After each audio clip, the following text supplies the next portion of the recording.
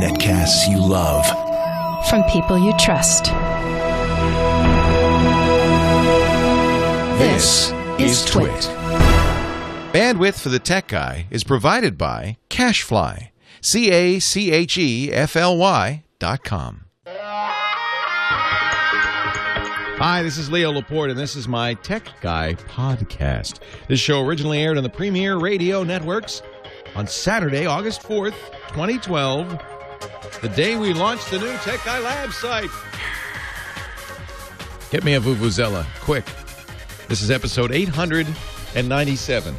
Enjoy.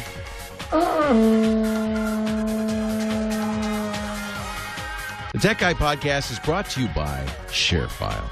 Enhance your workflow. Send files of almost any size easily and securely with ShareFile from Citrix. Try ShareFile today for a 30-day free trial. Visit sharefile.com, click the radio microphone, and use the offer code TechGuy.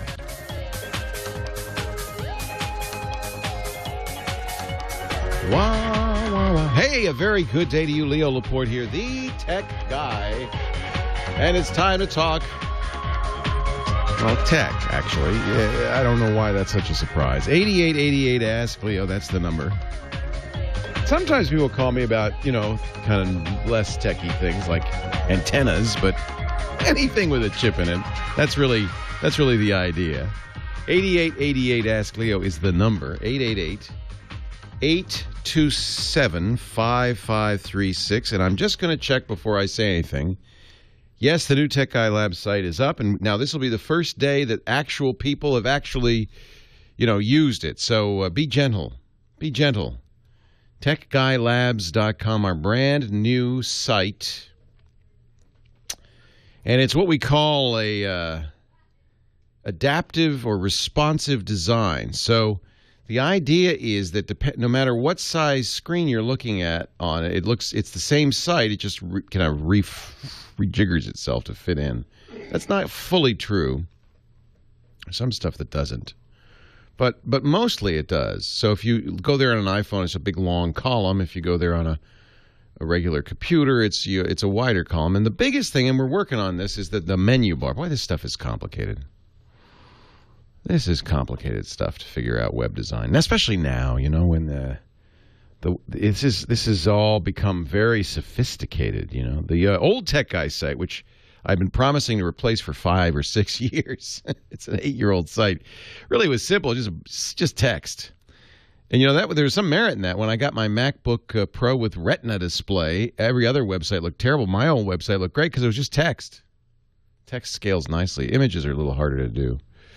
So this site resized. The only thing I'm not crazy about is there's a menu bar, kind of a black and white menu bar. And if you get a little too narrow, and you could do this on a desktop easily, the menu bar disappears, and we get this kind of thing on the right that you can't really tell is a menu. I have to fix that. I'll make that a little more easy to use. But that's what the menu goes and hides. It goes down its little bunny hole, and it may not be obvious that it's there. But if you get a decent width, you'll see that there's the home page. And on the homepage, there is a little bit of a description of what we do. We have the question of the week, the tip of the week, the hero of the month, which I hope will soon be one of yous guys, because the hero of the week will be or the month will be somebody who's done something to help our audience out, maybe in the comments section. There'll be a tech news section, and then a little drop down where you can go to recent episodes. That will, for the first time, be always up to date. And in the episodes, they'll have a video, which is kind of cool, of the whole show. But when you click a question, I'm looking at the last episode. Are Android phones compatible with Apple computers? Good question from Beth in Florida. When you click the button, watch, or you go to the question, it jumps right ahead to the video where you can actually see me answer that question and hear the question and the whole thing, which is kind of cool. That's a nice little feature of YouTube. You could just jump to a little portion of the YouTube video so you could see that. And then you'll see Josh Windish. So we have 2 people now working on the site. During the show, like right now, James DeRuvo will be taking quick notes and putting those up on the site. And then Josh comes back later once we get the video up and ties it into the video. And then I'm hoping we shall start seeing comments. Now, we've created a commenting section. It's powered by a tool called Disqus, Disqus. And it requires sign-in, and there's a reason for that. I think Anonymous, it's funny, they were talking about this on Aaron Sorkin's show, The Newsroom, this Sunday, past Sunday. I thought that was kind of interesting. They got in trouble because they had anonymous comments on the site. And he got a death. Actually, no, he didn't get a death threat when they were anonymous comments, did he? He just got stupid comments. And I think there's something to be said. There's for anonymity on the net and for authenticity on the net. There's a reason for both. The anonymity is important, certainly, so that people can speak truth to power without, running scared, as in Egypt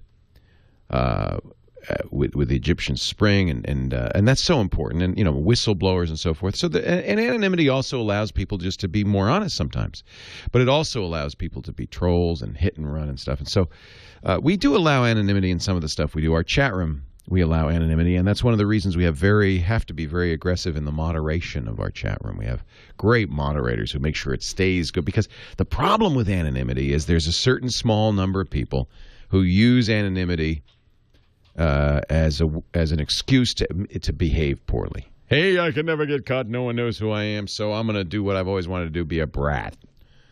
And given the chance, I think there are people, not many, but there are people who will really be bratty.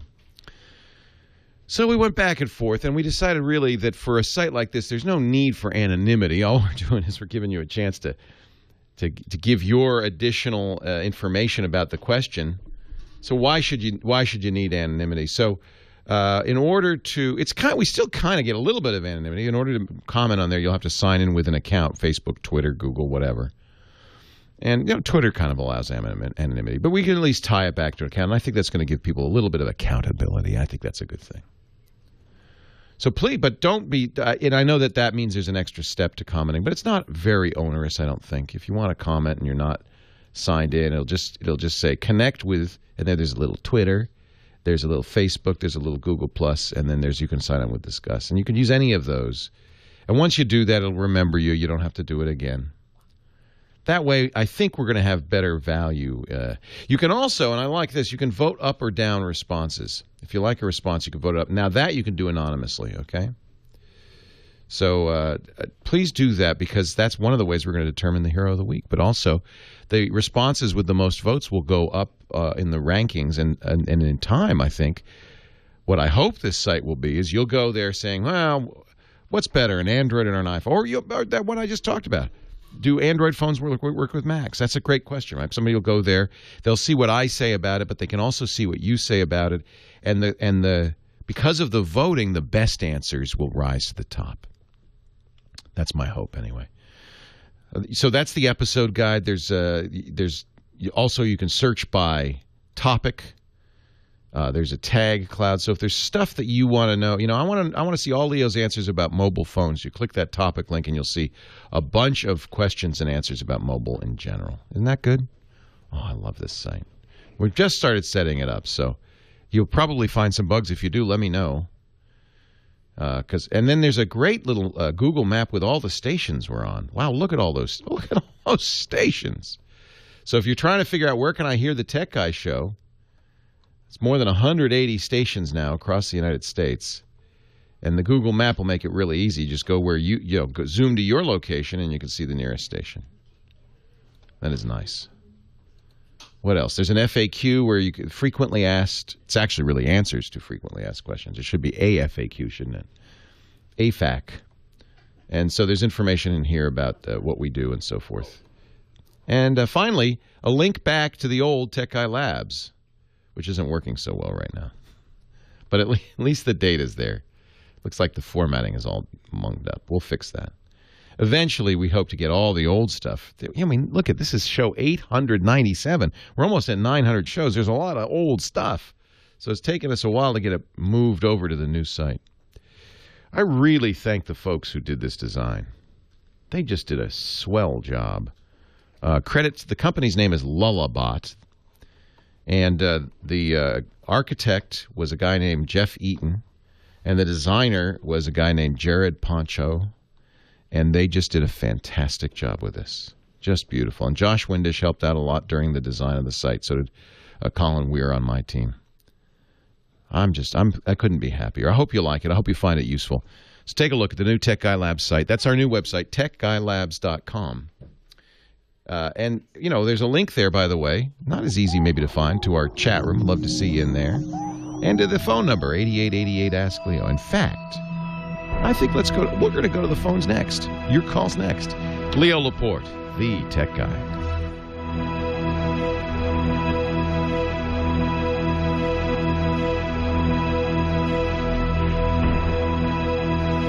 I love having a monitor there. Thank you. Why, you thought the shot looked bad? No, they're talking about this. It's a little cut off, topic probably. in business today. No, and I have to say, you it pumped is what my I ball. recommend. Right? Moving That's why. business to the Whenever he cloud. pumps It's what my we did ball, with I Google Apps. rise. And I'll tell you, you get everything. I You get rise. not just I email. get you get bigger. collaboration tools like instant messaging. Yeah, calendar, no, actually, video you can see chat. my head. It's You just get, the of course, headphones, word processing, and I don't mind spreadsheets, that. presentation. All I'm of it good. with Don't mess with the branding, perfection. So it looks like it's your You can business see the process right on the air there, sign. running on one of the most reliable Right on. communication platforms. In the ever. two-shot, you But can what see about my training? sword. What about support? What about with which I migration? And that's smite. where it comes With which I down to smite. vertical. This is the band Vertical, hammer. a Google I Premier smite partner, bad one of the chammer, best in the country. chatters. In fact, they do this worldwide. That's they the move band people sword. to the cloud with Dan Google has a Apps. band hammer. And I have a tell you, band there's sword. Free activation, setup, Yes, sir. and support for just $3.95 a month. You call them now and get some help. 888-5-SERVER. You'll be amazed how easy I'm it in is. heaven. I can always use more. Yeah, because I'm always unplugging crap. Yeah, and glue it down or Velcro it down. Yeah. Thank you. TACORE. Aren't you nice? I love all the little things you're doing bit by bit to make, like that monitor is just fantastic. Thank you. This is great because I could see what's going on here, but it's nice as I'm looking at the camera to peripherally. Why waste it? It's perfect. So I'm looking at the camera, right? But see, I need to know peripherally. First of all, I love to have the little monitors facing me because then I know what I know what camera I'm on, so I know that I'm what the shot's looking like. But also then I can peripherally see, like if I'm on this, I'm going what? What? There's something wrong. That shouldn't be there. Or we haven't switched the stream. This is showing the stream. That's showing the stream. That's good to know. So that's program. Right. That's what we want. No, art's not in my way. Art's perfect. You know, life is short, but art is long. Do you ever say that, Art? Is that your motto? Life, vita brevis, ars longa. Life is short, but art is long. That's Ozzy. He lives with us here now. I mean, he's like, we can't do anything without Ozzy around.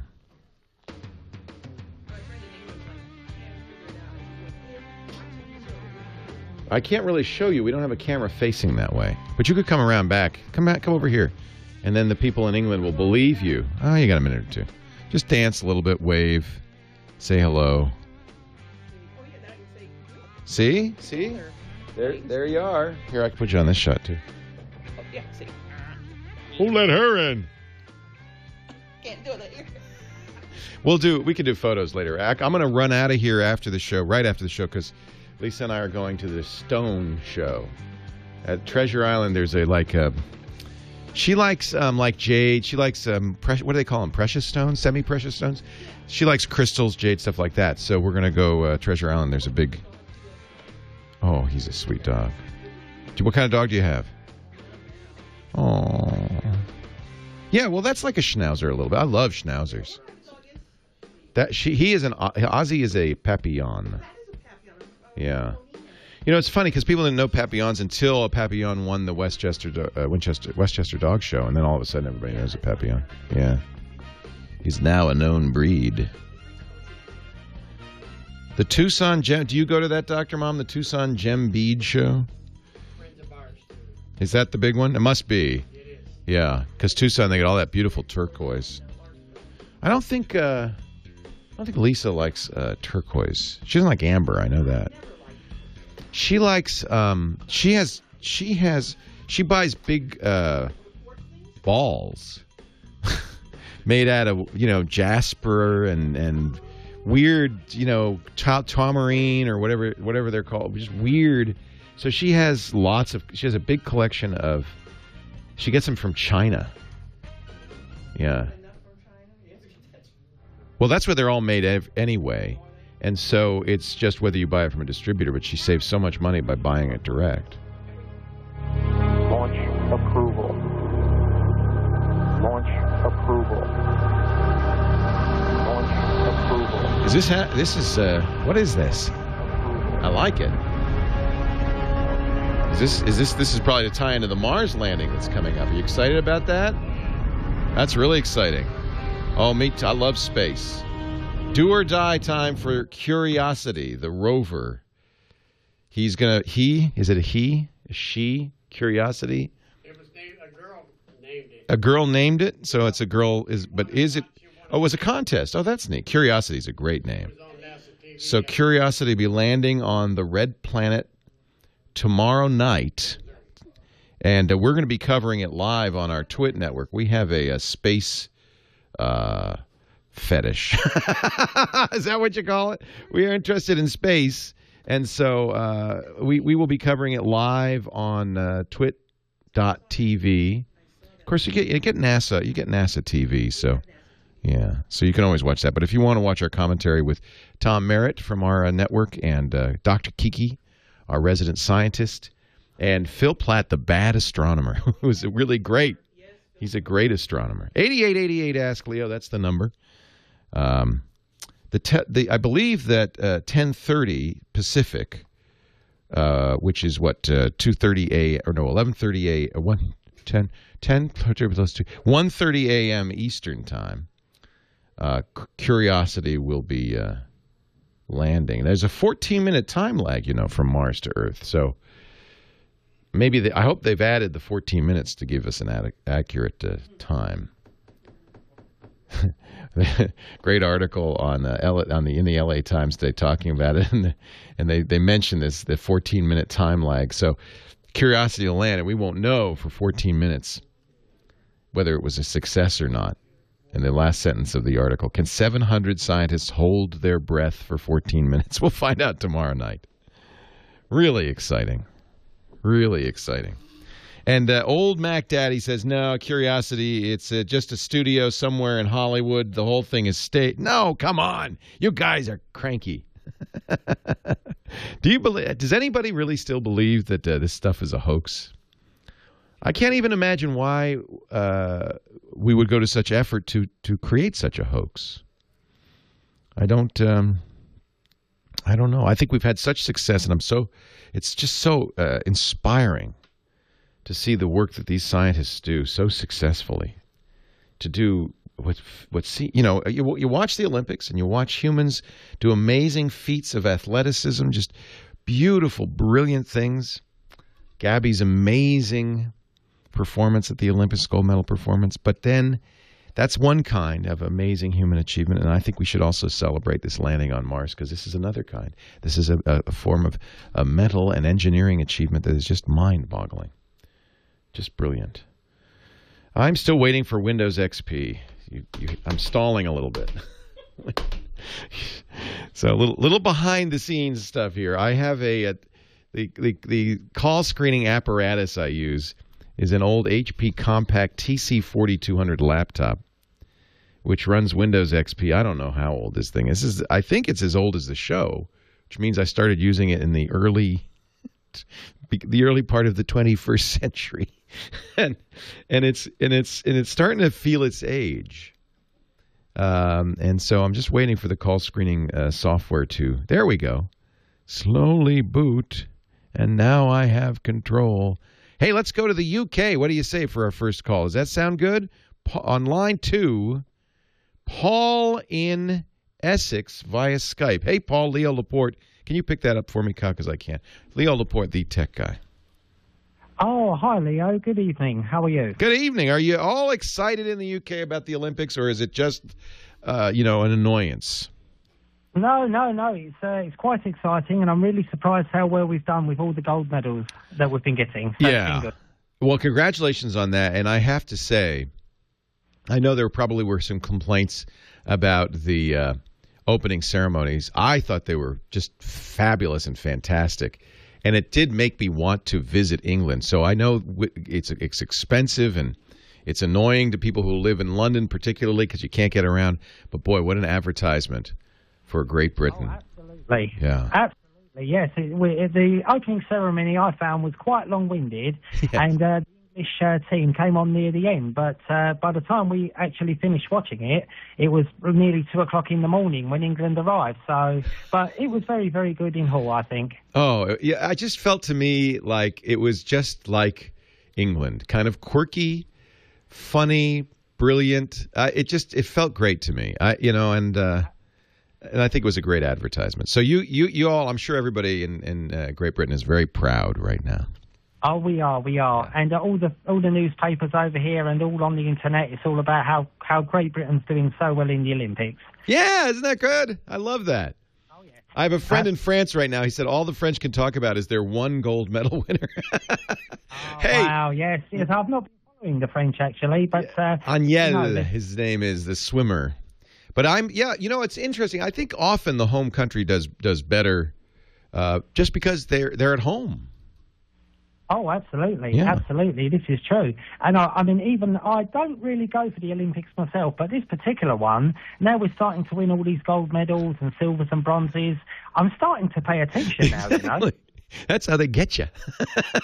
Absolutely. It is. It's a wonderful event, and it's the whole world, which I really enjoy seeing everybody together, playing sport, as you call it, instead of fighting and arguing.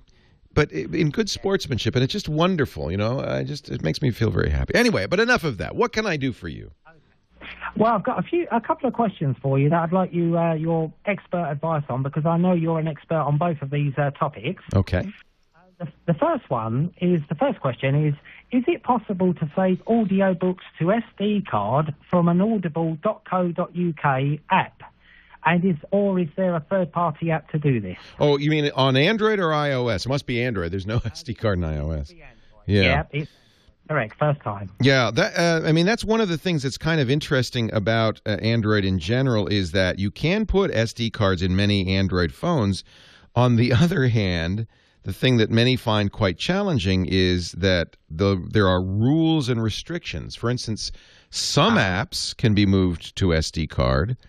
Some cannot. Some apps' data can be moved to SD cards. Some cannot. The trick on moving the data to the SD card is that feature has to be built into the app. As far as I know, has to be built into the app. The app has to have the sense to say, where would you like me to store your data? And I'm just going to launch the Audible app here and see if there's any setting like that, because that's. Thank you, Leo. Yeah, there'd be no magic way of doing it, to my knowledge. Download settings. Let's look in here. Yeah, it doesn't look like you can, in fact, do that. That's a shame, because that would be a nice feature, because, of course, you're limited on most Android phones. You'll have limited internal storage, but you can always put a 32-gig card in there and add to the SD, but you can't guarantee that it'll be stored there. Maybe somebody in the chat room knows. Can you, in the Audible app on Android, force it to save data to the external SD card? Now, you said you had two questions, so hang on, Paul. We'll get to your second. Scott Wilkinson's coming up, too, our home theater guy. Right after this, Leo Laporte, the tech guy.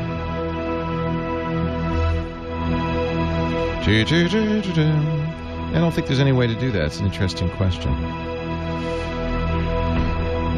Say again?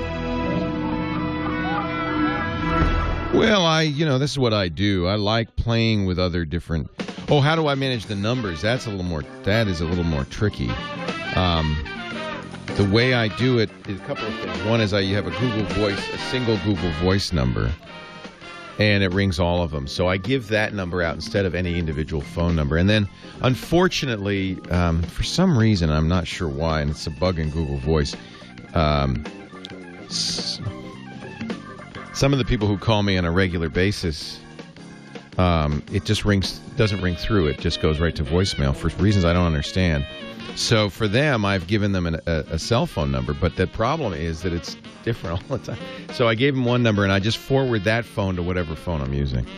The only thing I haven't licked is text messages. You can't forward, as far as I know, nothing forwards text messages. So I have to get them to text my Google Voice number, which nobody does. Also, unfortunately, on Google Voice, texting is just text. It's not. They don't have MMS, so you can't send pictures or video.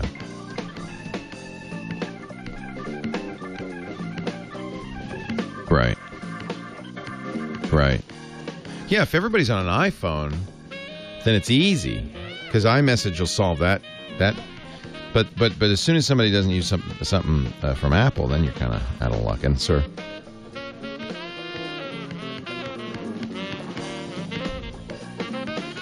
Yeah, well, we'll see. AT&T, I don't know how it is in San Rafael, but AT&T's fine here, but in San Francisco, it's unusable. Yeah. So, it's okay. Yeah. I would think it's just San Francisco because everybody has iPhones. Everybody has an iPhone in San Francisco. How old's your daughter? You have adult daughters. Mine's 20. I mean, that's an adult.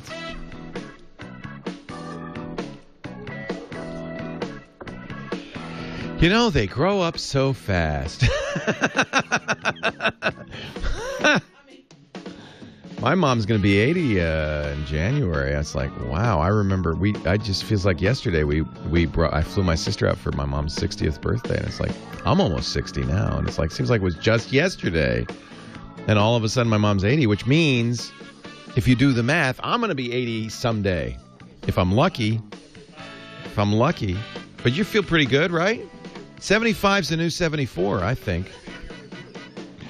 I'm praying. I don't mind going, but I want to be mobile and active up to the point I go.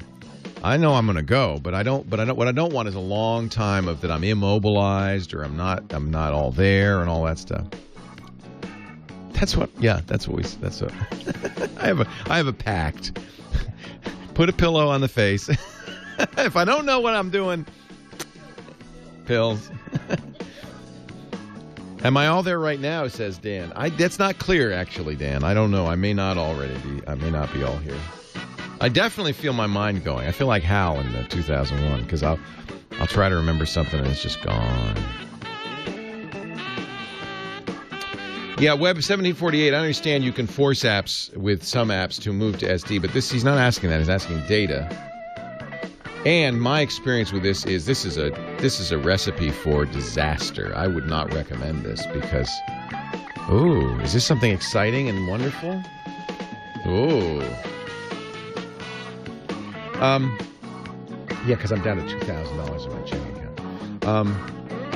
We're going to the, no, that's right. We're going to the, what is it called? Semi-precious balls? Hold on, I'm on the air now, so don't say that.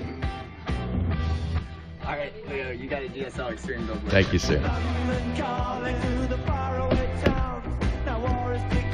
It's actually Essex calling. Paul is in Essex, and we're going to get to our home theater guy in a second, but Paul, I thought I'd give you finish up with you on the call. So you had another, and by the way, Noah's come up with a way to. There are ways to move apps to, as you probably know, to the SD card, even against their will. But I wouldn't recommend that, and B, it doesn't solve the issue of where the data goes. Yeah, that's fine. Yeah, so that pretty much clears up. Yeah, I don't think you can. Yeah, okay, that's great. Okay, just so we can get a move on, because I know you've got other callers.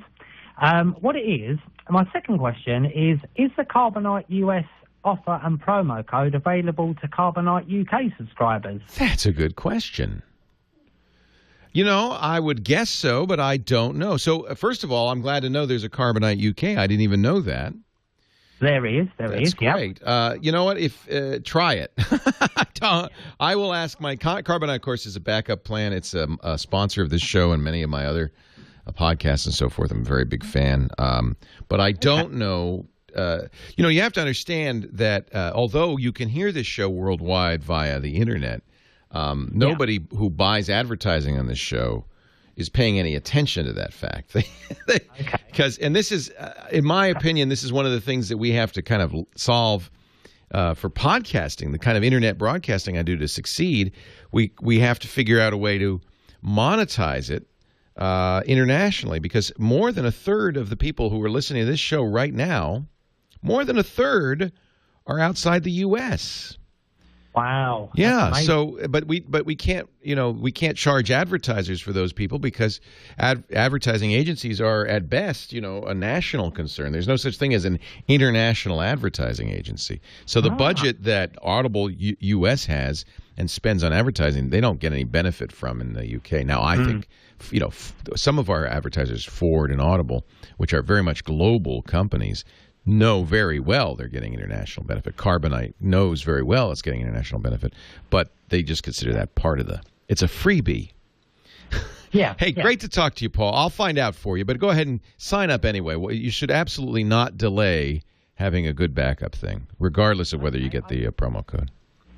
Just one more question for you before I let you go, Leo. Yes. Last one. What do you think of the Samsung Galaxy range of tablets, the 7-inch and the 10.1? I love them. Highly recommend them. But I have to say that given the price of the Nexus 7 now, which is $200 or $250, it's hard to recommend the Galaxy 7 because it's twice as much or more. So I'm a big fan. I am a big fan of Android tablets. I think Android has come of age. But given that you now have a choice from Google of the Nexus 7 for $200 for 16 gigabytes, if you want, 8 gigabytes if you want 16 gigabytes. Is that right? No, 16 and 32. Yeah, $200 for 16 gigabytes, $250 for 32 gigabytes. That's such a compelling price. Now, there's no 3G on that. It's Wi-Fi only. But boy, these are nice tablets.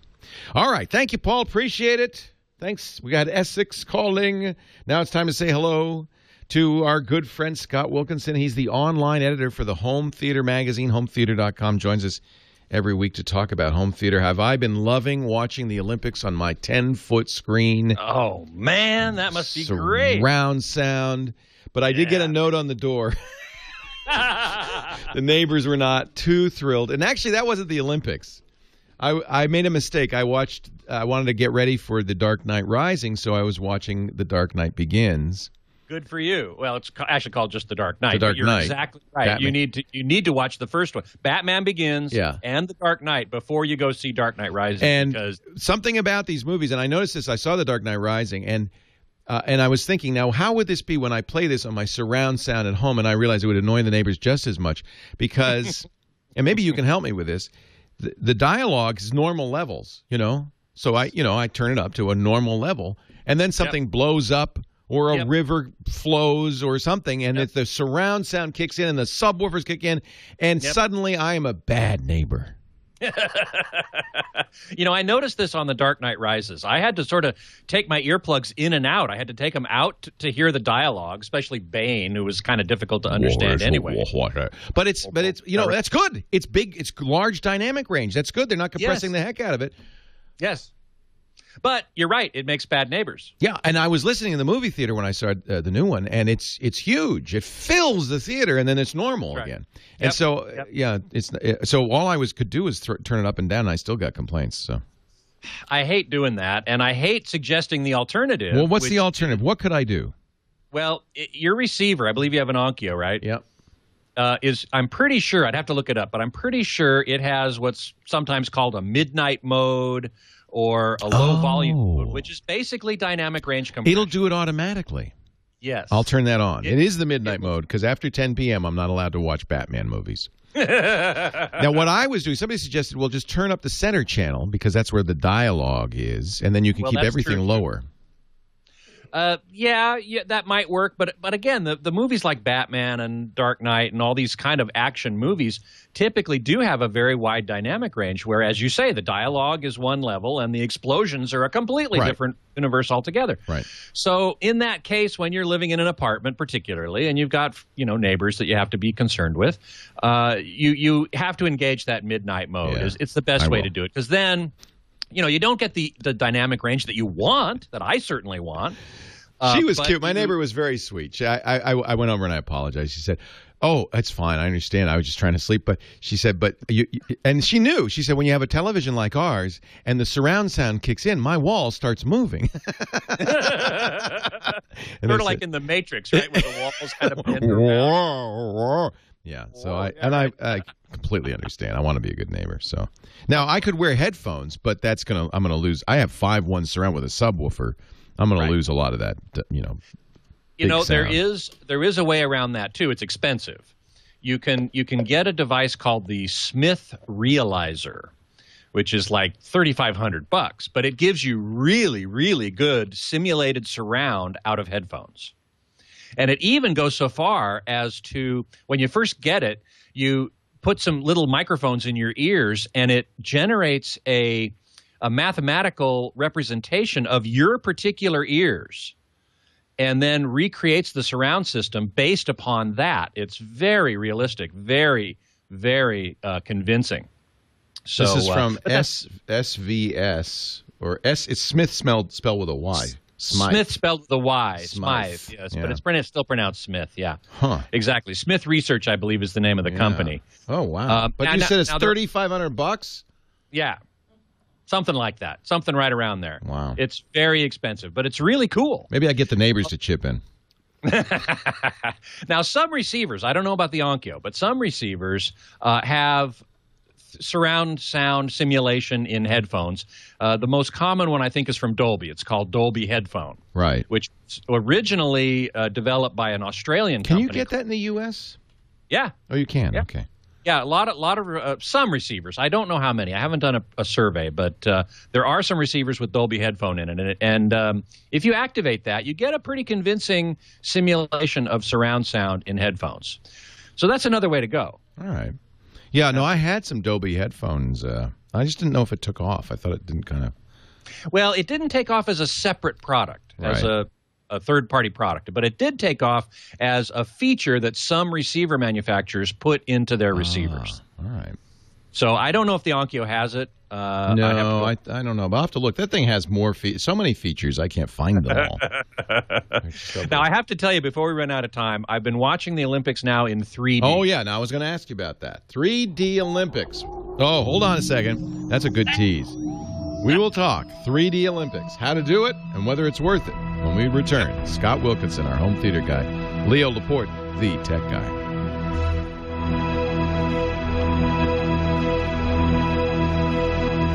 Oh, wow, I want one of these, a Realizer A8. Oh, man. That's so expensive. It's very expensive, but it's really, really cool. Sybil in the chat room is also mentioning an app for the iPhone. Oh, SRS makes an app, yeah. Is it SRS makes one? I think they do. Is it SRS Headquake? SRS, you needed some extra hardware. Yeah. I have it here somewhere. Headquake is not from SRS, I don't think. I can't remember where it's from. Who makes it, though? SRS calls theirs iWow. iWow! Yeah. And so you plug it in. It's a little dongle you plug into the audio jack of your. It actually does do some sort of imaging stuff. Yeah. You plug it into your iPhone or whatever, I guess. Yeah, I guess you need an iOS app, so it has to be an iPhone or an iPhone. I'm not No, sure. it says Android. It works with Android. Yeah. But you do need an app, I think, for this. SRS knows what they're doing when it comes to simulated surround. They've been doing this for a long time. By the way, they just got acquired by DTS. Really? Yep. One of their big competitors. In a sense, yep. But now they are part of the same happy family. So iWow Universal. Okay, I'm going to try this right now. Sybil in the chat room says Sonic Emotion needs no hardware. Well, that's not exactly true. That Sonic Emotion is a 3D surround sound simulator that's meant to be produced by a sound bar, and the sound bar has to have the Sonic Emotion. Is that the one we saw 2 years ago at CES we got all excited about? Yep. That never took off. Well, it sort of did, but sort of didn't. We've reviewed 2 sound bars with it now, and both of them reviewed very poorly. Oh, that's too bad. I'm Hey, really Dr. Mom, how do you... So Dr. Mom says if you put the Audible directory on the external SD card, you can play the files. Does the Audible app just see them? Or how does it know they're there? That's really cool if that's the case. Well, Coley, Sorry? I think that No, I'm good. I got it. No, I won't. It's not hard. It's just complicated. Oh, there it is. I see. Sybil, yes, Headquake iOS needs no hardware. That's true. It just is an app, I think, that goes into the headphone. I didn't get one. I should have gotten one. Oh, I think you're right. It is Sonic Emotion. Sybil, you're right. What? Now remember, the Headquake app is Sonic Emotion. Sonic Emotion. That's correct. Oh. That is correct. Well, that makes me want to try it now. I think it may only work on audio files that you play from your iPhone rather than so Dr. Mom, you just moved them over to the S3 card and you play it with the Audible app and it works fine. So it must see the SD card, SD card. I'm answering two questions at once. Yeah, I know. I kind of am too. Caffeine-free Dave asks about what about sound traps or acoustic panels in your studio, in your apartment. That might help to some degree. Oh yeah, I'm gonna go. Yeah, okay, I'm gonna. But it's very. I'm gonna rebuild the apartment around me. It's a pretty good. It's got cement floors and stuff. I mean, it's pretty well.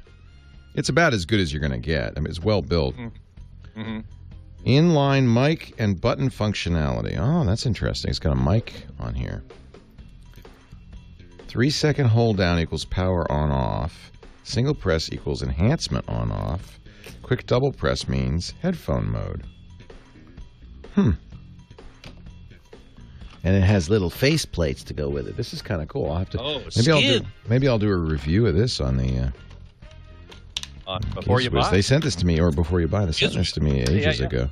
Well, the Gizwiz now I'm doing crap we found in Sky Mall.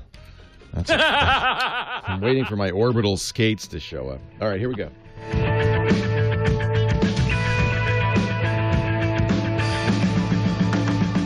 Okay, Leo, Carbonite live read here. Got it.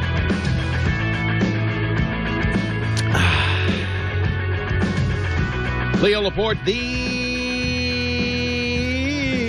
tech guy. 8888 Ask Leo, that's the number. We're talking with home theater guru Scott Wilkinson of Home Theater Magazine, hometheater.com.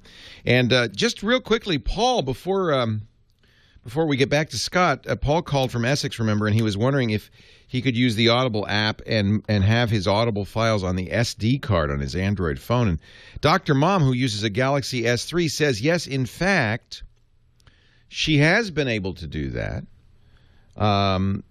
She just took the SD card, copied the files on there, and somehow the Audible app just saw it. Now, you can't do it from within the Audible app, but apparently if there are files, you have to create an Audible folder on the SD card. I would look at how it's done on the internal device and make it the same folder name. And then, yes, it will see it. So that's good news. Thank you, Dr. Mom, in our chat room, and I hope that helps you, Paul. Meanwhile, back to Scott Wilkinson, hometheater.com. Scott hosts a great Home Theater Geeks podcast on our TWiT network every Monday at 1 p.m. Is that right? Monday at 1 p.m. Pacific? More or less. More or less. Unless it gets delayed. Well, start at 1 and then at some point it will come on. Exactly. right after I-5, right? Is that what? Oh, no, right after. No, it's right after This Week in Enterprise Tech. So that's that can go along. So 1 p.m., 4 p.m. Eastern Time on twit.tv. Who's your guest on Monday? Kevin Wines, the Director of Imaging Technology at THX. We're going to be talking all about the future of TV technology. Wow. So that's going to be very cool. Wow. So that's interesting. I mean, you really get hardcore into this stuff on that show. I do. I love thinking about, it's called Home Theater Geeks, so, we get geeky for sure. Geeking out. So let me ask you about 3D. Now, which events did you watch in 3D on the Olympics? Well, they have 3D cameras at the Aquatic Center, so there's swimming and diving and stuff, and at the gymnastics venue, and I've been watching a lot of gymnastics. Gymnastics I could see. I don't know about swimming, but I guess diving, yeah. Diving's pretty cool. I even saw yesterday they had one clip from the canoe sort of slalom course. That thing is wild. That was pretty cool. The man-made rapids? Wow. Yes, exactly. And the shots, particularly looking up the rapids, are really quite effective. Okay. So, and I'm looking forward to track and field next week. I noticed this on my on demand. On my Xfinity on demand, they have the special section 3D. Yep. So I know cable will do this. Can you do it Can you see it on satellite as well? On DirecTV, not on Dish. Okay. Yep. And in fact, I had DirecTV installed just for this purpose, so I can see the Olympics in 3D. And it will work with any 3D-enabled television? Correct. Okay. Any enabled 3D television or a 3D projector. Now, I have to give you the bad news. Oh. The bad news is, so far, I have seen so much ghosting, or what's sometimes called crosstalk, which is when the left eye gets some image of what the right eye is supposed to be seeing and vice versa. There's a lot of it going on, and I'm quite disappointed in that. It's very distracting, actually. I'm about to do a test. I actually recorded something else besides the Olympics in 3D on the DVR called IMAX Space Station 3D. And I just ordered the Blu-ray of that as well. I'm going to watch some pieces of the Blu-ray, and then I'm going to look again at the broadcast, which is at 1080i, right? It has to – they can't well, it's not a 1080i. I mean, it's they've reduced the resolution by half for broadcast because I have to fit it in the same amount of bandwidth, broadcast bandwidth, that a regular high-def channel goes through. So it's 3D but lower resolution. Correct. Oh, that stinks. Correct. There's no way around it at this point. So I want to see if the ghosting really is due to that. Right. I can't imagine that it would be, but maybe it is. Maybe there's something wrong with the feed. I'm still investigating this, and I'm going to be writing about it on the website. But that is the bad news. The good news is I enjoy it. I think it looks really good when I'm not being distracted by that crosstalk. Right. I thought the How opening about length of time that you watch? Is that a problem? I mean, can you get fatigued? I don't, Okay. but a lot of people do. You know, that is certainly a complaint that I hear very often. So, you know, that's an individual thing. Either you're going to get tired of it or you're not. I don't. My wife gets more tired of it than I do. Yeah. We've been watching together some of it, and after a little while, she kind of goes, "Okay, I'm done." Yeah. And you started to say the opening ceremonies, they looked good? I thought they looked very good. Oh, I'd love to see them in 3D. I like them quite a bit. So other than this crosstalk issue. So I think, unfortunately, it's been called sort of the Avatar moment of broadcast 3D. And if that's true, it's not as successful as Avatar was for 3D movies. Because there's this problem. Also, in some shots, particularly of Bob Costas at the beginning, introducing, saying, "And now you're going to see, you know, the swimming in 3D," you know, and does he go like they did on the SCTV and go, "Doc, what was it, Doctor somebody's 3D theater?" And he'd go, "Dr. Horrible's 3D." He'd go in and and now in 3D. You know, Bob Costas looks weird even on 2D. There's something they're doing with him. I think it's because I think they've got a gauze over the lens. There's something going on there. I'm not kidding. Smeared some Vaseline. There's on the something going on. They don't want you to see what Bob really looks like. Well, this has been a problem with high def all along. Dr. Tongue. Every wrinkle and every cake of pancake makeup and everything that's we see too much. Scott Wilkinson, he's the editor-in-chief of Home Theater Magazine. Go to hometheater.com to find out more and watch him on Home Theater Geeks. He'll be on Monday, 1 p.m. Pacific, 4 p.m. Eastern Time. Thank you, Scott. We'll see you next week. Mike, Maine, Leo, how you doing? Good morning. Good morning, Mike. Maine.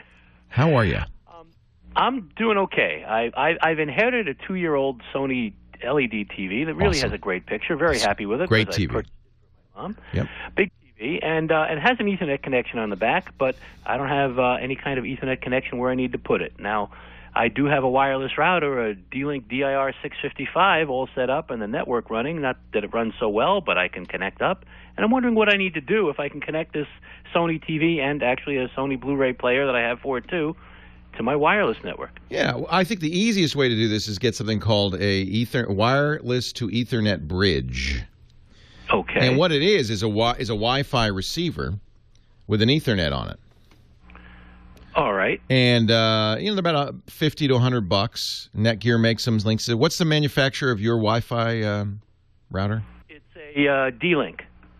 So I would get it from D-Link. Okay. Sometimes they call it an entertainment bridge because that's exactly what people are using this for. They have exactly your situation. Their home theater is nowhere near an Ethernet port, and so they call this an entertainment bridge because that you connect it to it has Ethernet for your Blu-ray and your TV, and then it gets the Wi-Fi from the air, and so this really solves that issue. Do you have a model number or anything I can look for from D-Link so that I can walk into a store? And... Let me just see if I can find one from D-Link. I'm looking at Linksys makes them in Netgear.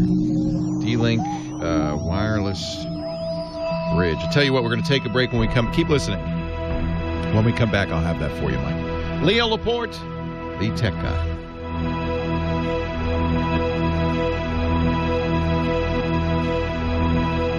Actually, here's a whole article which I'll put in the show notes.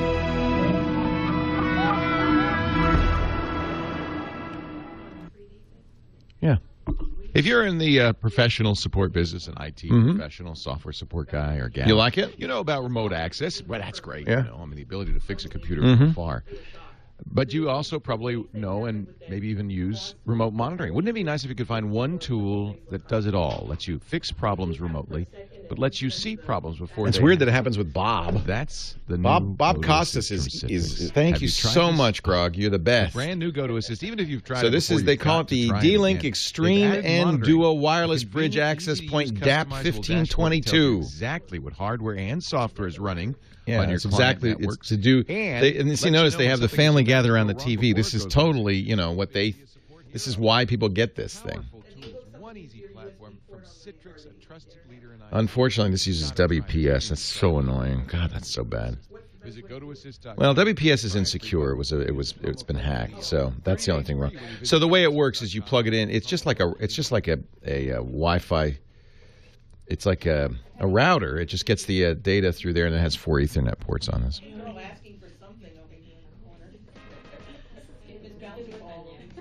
What? What?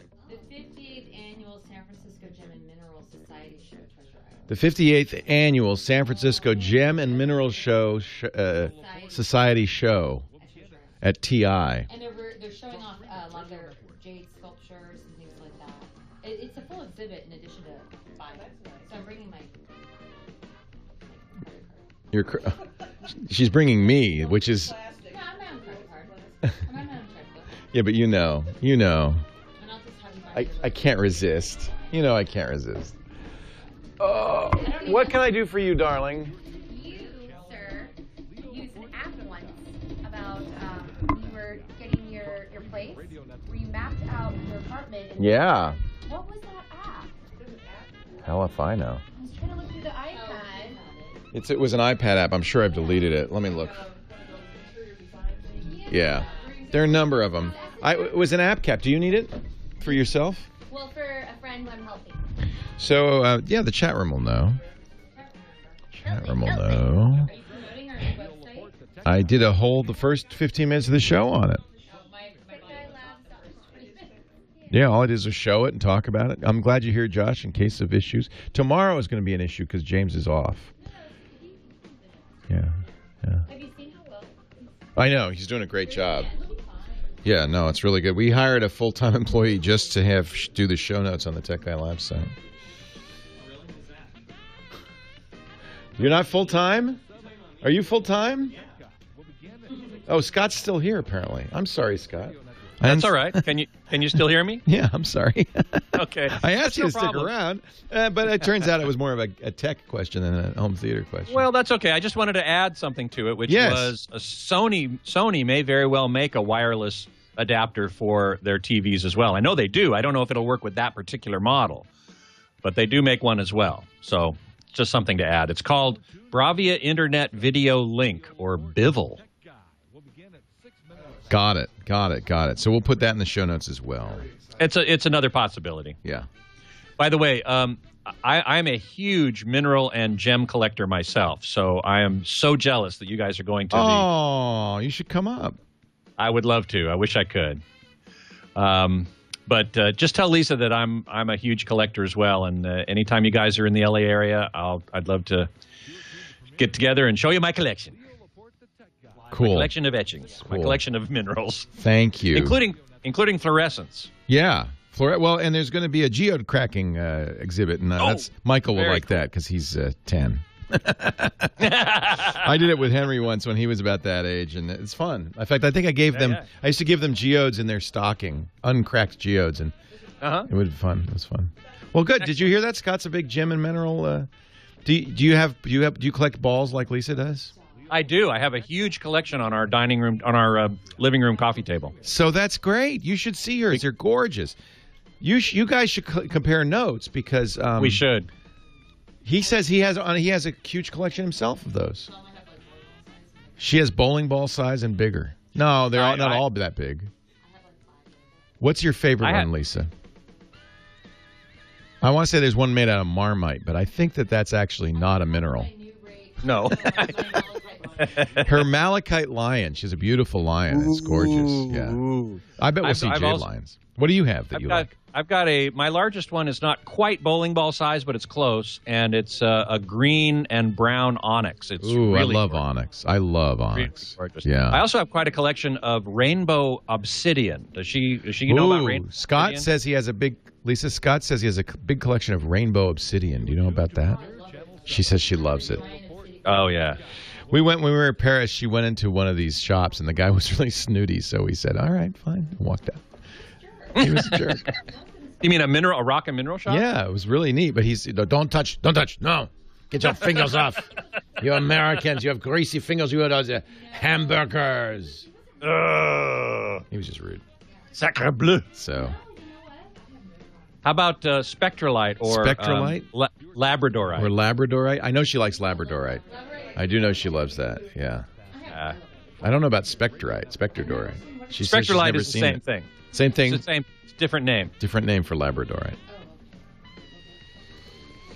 Yeah, I've got quite a bit of that as well. Oh, you guys are going to have a great time. Yeah, it'll be fun. I'll take pictures. Please do. All right. Hey, thanks for sticking around. I appreciate it. Oh, what was the name? Sure, What was the model number on that Sony? Let me write it down. Do you have it?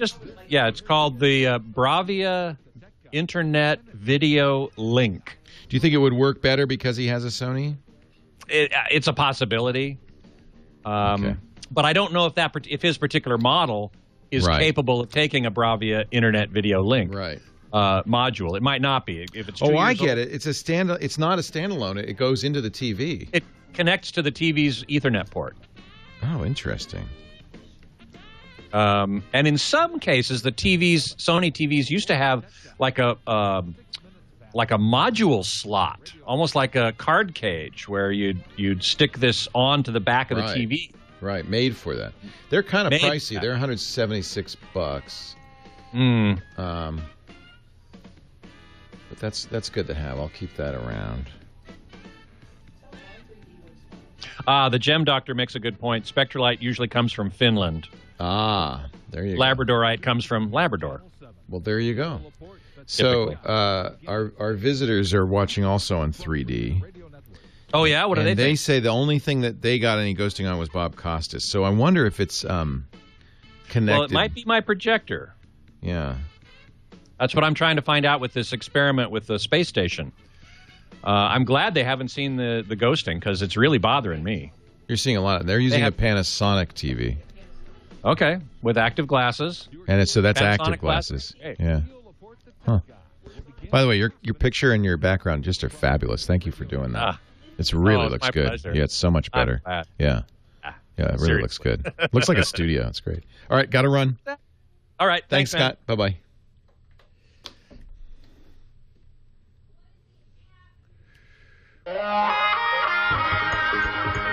Well, many people don't know that Bob Costas has been dead for 23 years, and it's just... The ghosting is literal, actually. No, just kidding. Just kidding. I'm a kidda.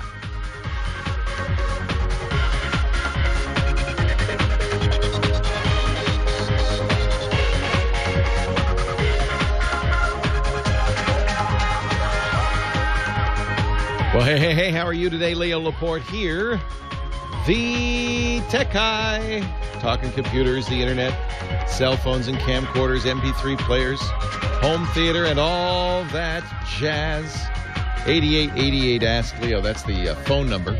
888-827-5536. If you want to call and ask a question, make a comment or a suggestion, I invite you to visit our brand new, just opened for the first time, Tech Guy Labs. Hope everybody's going by saying hi. It's got lots of information about the stations, the shows, As we do the show, notes will go up, and you'll be able to, go back there and find all sorts of stuff. We've got links by topic. We've got links by there's a tag cloud. This is just beautiful. And thanks to everybody at Lullabot and Josh Windish and the gang who put this thing together for us.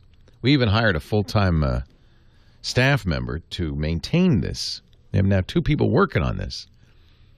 TechGuyLabs.com. So before the break, we were looking for a way to attach a Sony TV to the internet. It's only got Ethernet. Our caller had Wi-Fi, but didn't have an Ethernet port near his TV. This is very common.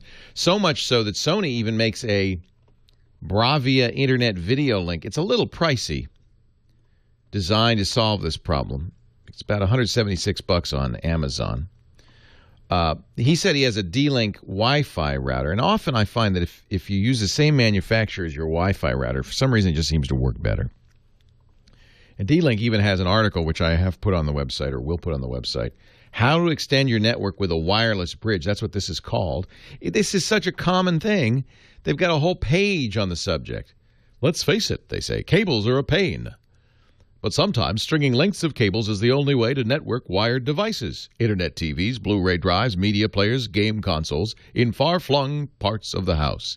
So this is their D-Link Extreme N Duo Wireless Bridge Access Point, the DAP 1522, DAP 1522. And of course, when you click the link on the D-Link website, it says no such page exists. But because, that's like a hard thing to figure out how to make your links work. I understand.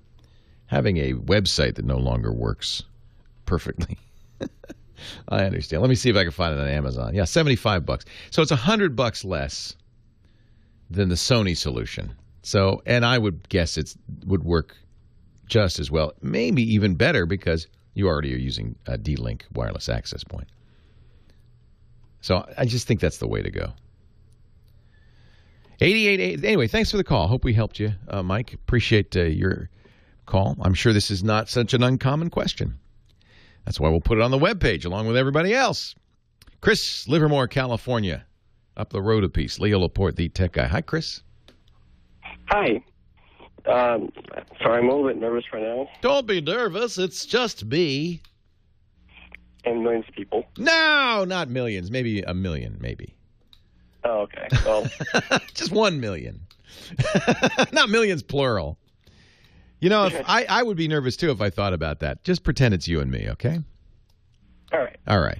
And we got Shell and Art sitting in the studio. So it's you, me, and 2 people sitting in the studio. That's all. Oh, you, me, 2 people sitting in the studio. And then back in Sherman Oaks, we got Kyle and Gina. You, me, Kyle, Gina, Art, and Shell. And that's it. That's all of us. 6 people. Nothing at all. What can I do for you? First, I want to say that I'm a big fan, and I listen to all your podcasts. Thank you.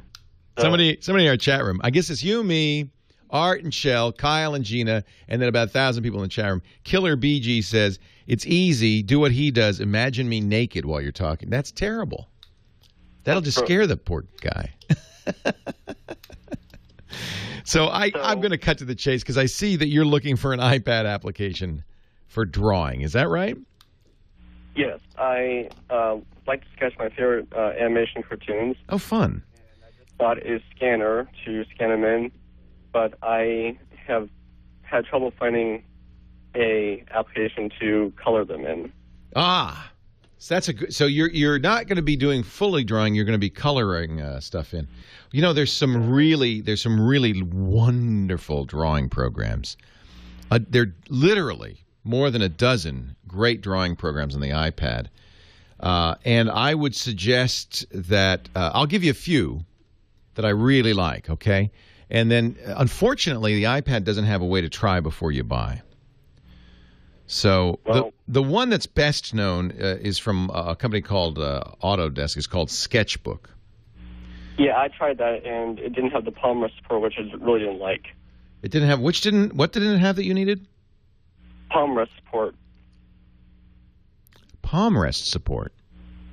So you can't rest your palm. Oh, so you mean like when you're drawing? Oh, yeah, that would be hard if you're an artist. you're saying that it should ignore a second point. Yeah. Because you're drawing, the tablet's pretty big, so you can't, like if you're drawing the upper right-hand corner, inevitably your palm is going to hit below your pen. And then if the program says, oh, you're drawing with your palm, I see, and puts a big bloop there, that's not good. Yeah, and if you're trying to draw in the middle of the screen, you kind of have to do like an aerial. It's not easy to draw. How interesting. I haven't checked. I'm going to give you 3 programs, and I haven't checked them for this issue. So you're going to want to look in the reviews and so forth. There's one that I've loved for a long time called Art Rage. Have you ever seen that?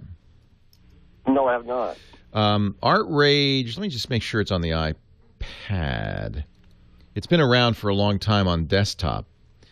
And it is a great little drawing program. I highly recommend it. He recommends using a stylus. Are you using a stylus or are you using... I'm using a stylus right now. Okay. In fact, Art Rage makes a little brush stylus. It's actually like a brush, which is kind of cool. So that's one. I got one for 99 cents that I think is perhaps the most beautiful drawing program I've ever seen. It's called Art Set by Lofopi. Art Set, 2 words. And it's only 99 cents. What I like about this is one that really focuses on on kind of natural tools. So it gives you a pen, a crayon, oil pastel, marker, of course, oils and watercolors. You have blending tools, the sponge. It gives you a very I just think this. Now I'm no artist, so you're just going to have to try this and see. But it's all. I can see the TWiT. You can see it here. Yeah, Art Set.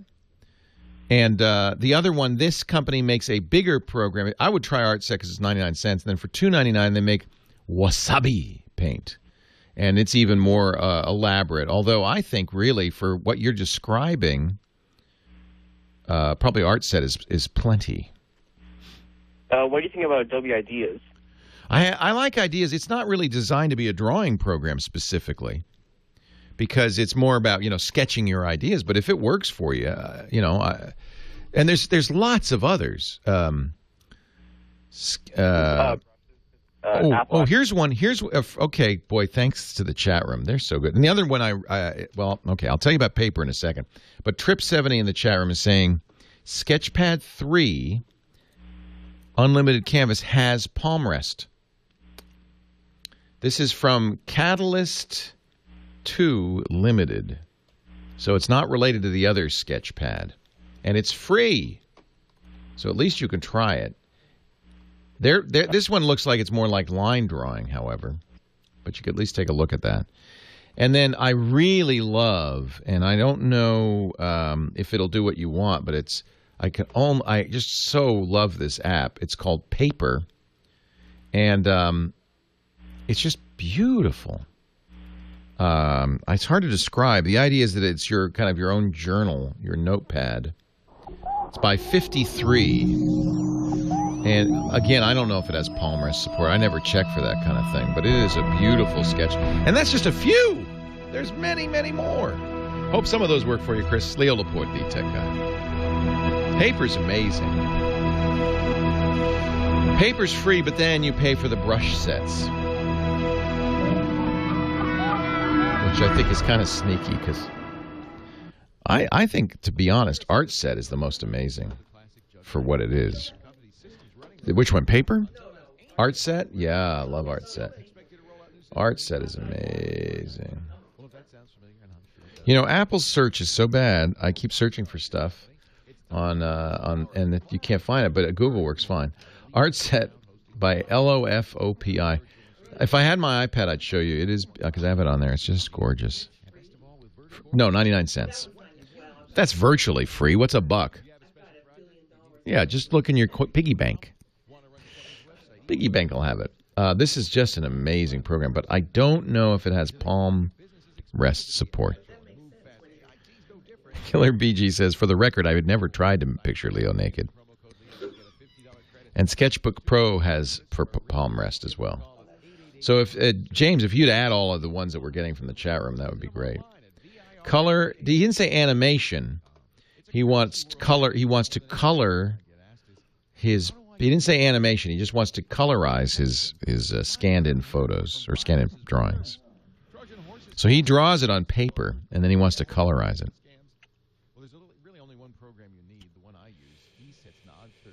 So, yeah, I just discovered this one, and I really, really like it. But I can't draw. And then there's some that have been around for ages. Let me see.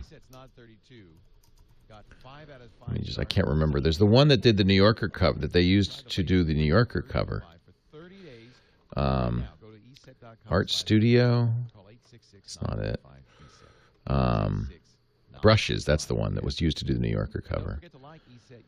$8. That's the problem. They're kind of expensive, yeah. Well, I've mentioned all of these at some point or another on the iPad Today, you bet. Oh, I love iPad Today. I'm so proud of that show. Yeah.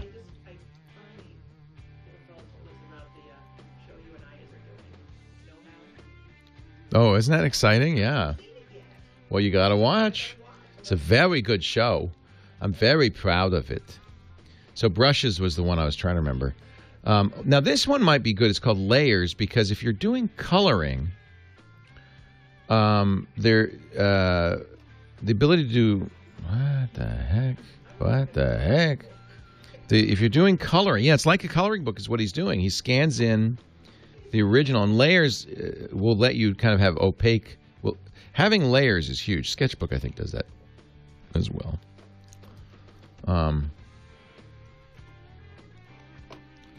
So that's Layers, Sketchbook Pro, Art Studio for iPad, Artist Touch, Sketches. There's so many choices. It's amazing. You know, he probably wanted to tell me about his site. Chris, if you're there, I'm sure what you wanted to do is show me what you've been doing, and I just ran out of time, or I would have asked you. Yes, Sarah and I do get along well. We get along to the point so well now where we kind of, probably people think, oh my God, they're so mean to each other, but it's just kind of fun little, yeah, it's love. And I've known Sarah she was on Tech TV. I've known her since 2000. Jessica Corbin was the redhead. Oh, no, are you thinking Kate? Kate Patello or Jessica? Kate, yeah, Kate was a redhead too. Yep.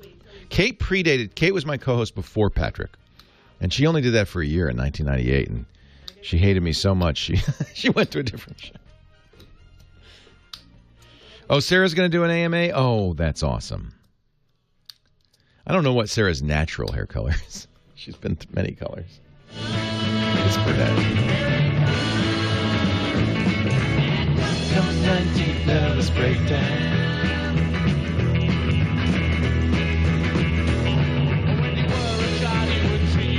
Leo Laporte, the tech guy, 19 after the hour on our 19th nervous breakdown. 8888 Ask Leo is the number. We were talking to Chris. Chris, are you still there? I just wanted to ask before I got rid of you. Do you put these online anywhere? I'd love to see your drawings. Oh yeah, I was originally intending on putting on just my Facebook, but I can create a Tumblr and actually draw you. Would you? Yeah, I can. So you haven't created it yet? No, I haven't created it yet, but I will do that. Well, and then email me or go in the chat room and let us know. I'd love to see it. Yeah, I'll put it on my Twitter page. Awesome.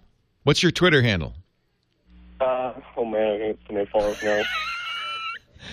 No, you won't. You're going to get... I told you. You think there's millions listening. It's just you, me, Shell, Art, Kyle, Gina, and that one guy in the chat room.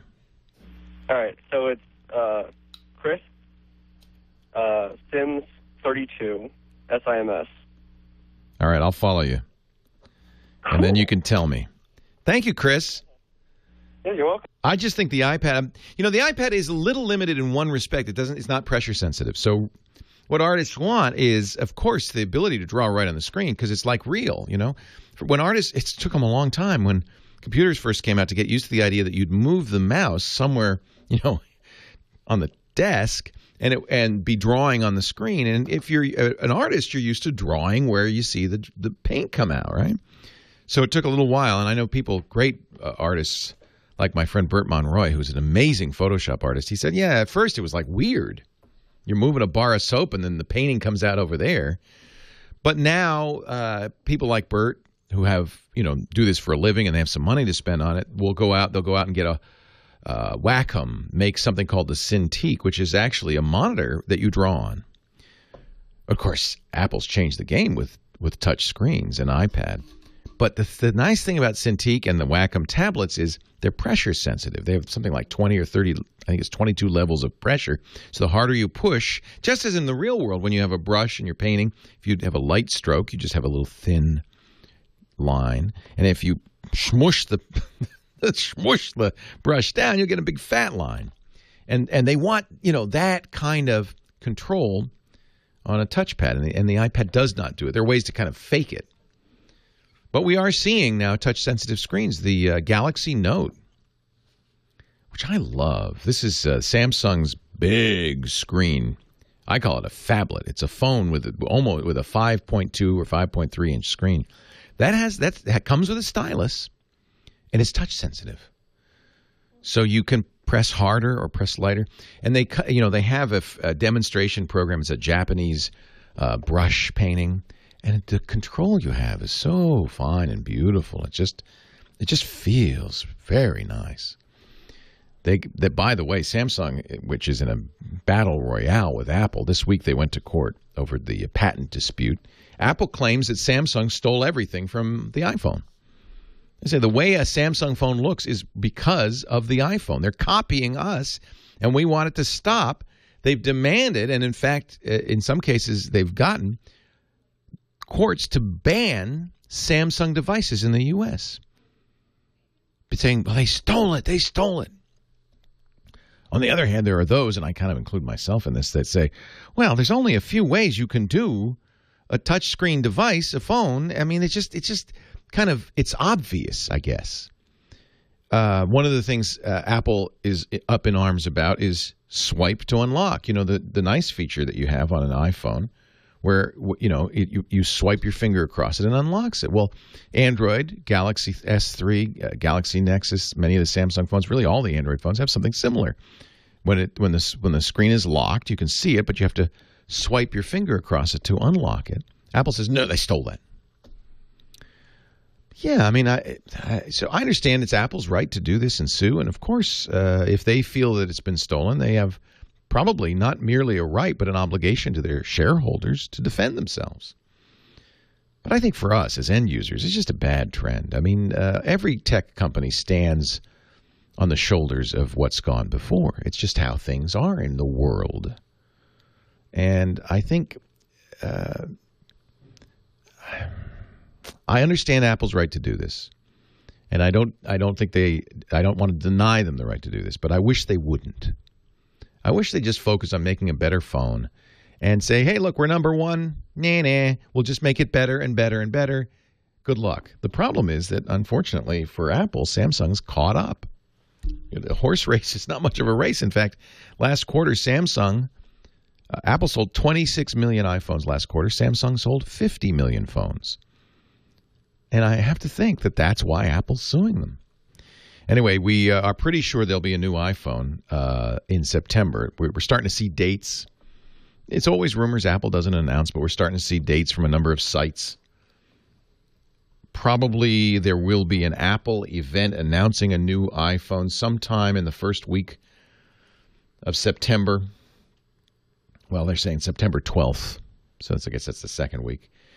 And that iPhone will, iMore is saying this, and imore.com, which is a great Apple site, and that the iPhone will be available a couple of weeks later. And it's kind of interesting if Apple's event really is indeed September 12th, because Samsung has announced that they're going to show the next Galaxy Note, a very, very popular phone, the one I was talking about that has touch screen, a stylus, multiple pressure points. It's big. It's going to be even bigger than the new Galaxy Note 2.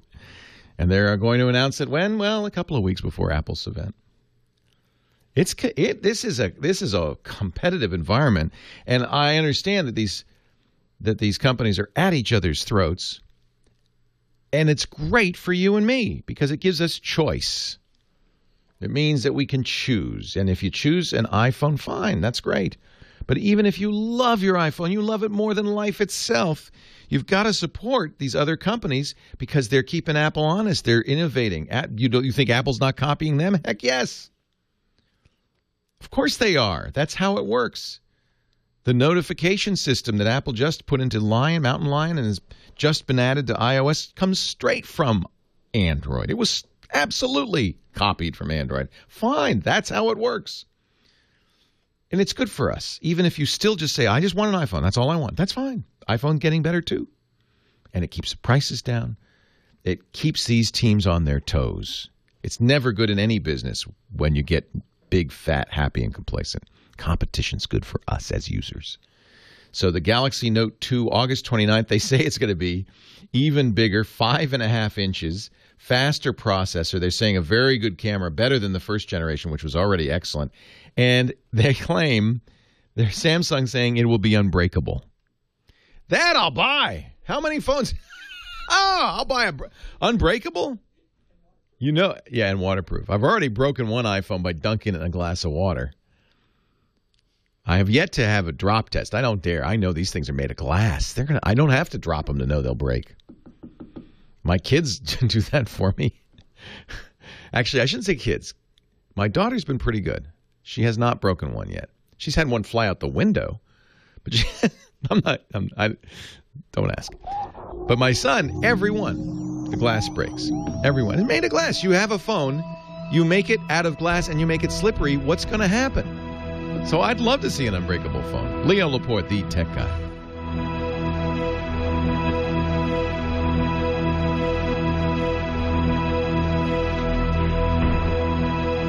Yeah, even I need competition. I have competition.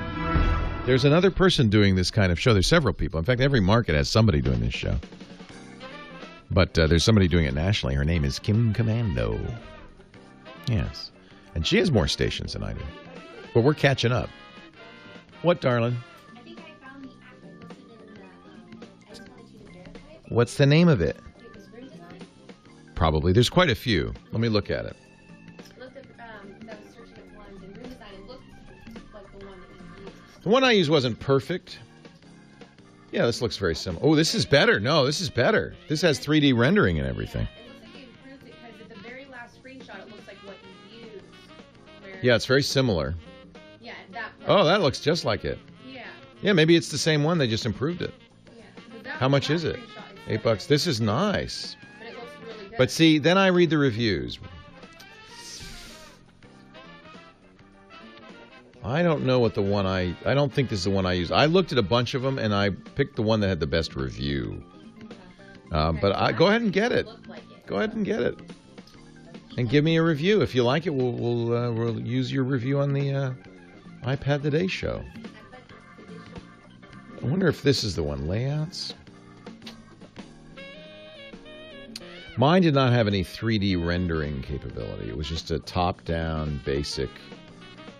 Yeah, see, this is cool, too. These all look good.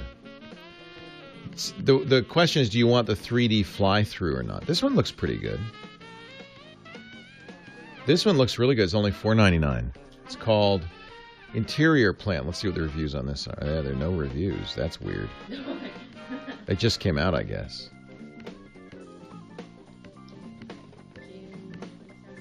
This looks pretty good. They have not received enough ratings, so it's pretty new. Has anybody used this? This one looks pretty good. It doesn't have the 3D fly-through, but that's where you get bugs. What's nice is it looks like you can find images of the furniture. What you want is one that ties to like Restoration Hardware and IKEA and stuff, so that you can say, well, if I get this bed at IKEA, how does that fit? That's what you really want. I don't know if this does that, but that would be awesome. That's what you really want.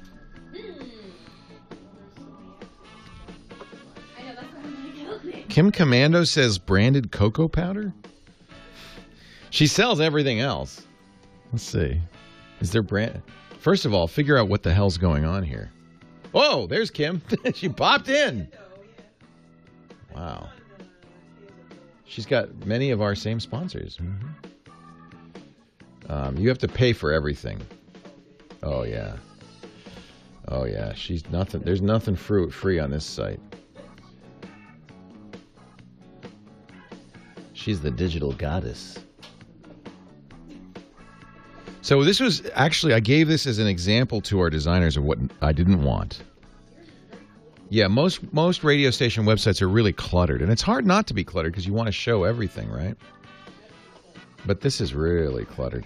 The other thing is, in order to find out what station she's on, you have to give her your email address. You have to basically, they're harvesting. So why, this doesn't make sense to me that if you wanted to listen, okay, let's see. Station locator. That's what I'm clicking. Find Kim. Station locator. Okay, yeah. How would I do that? Find a station. Choose a state. Okay, good. There we go. Oh, good. So now, you know what? She changed that. It used to be you had to...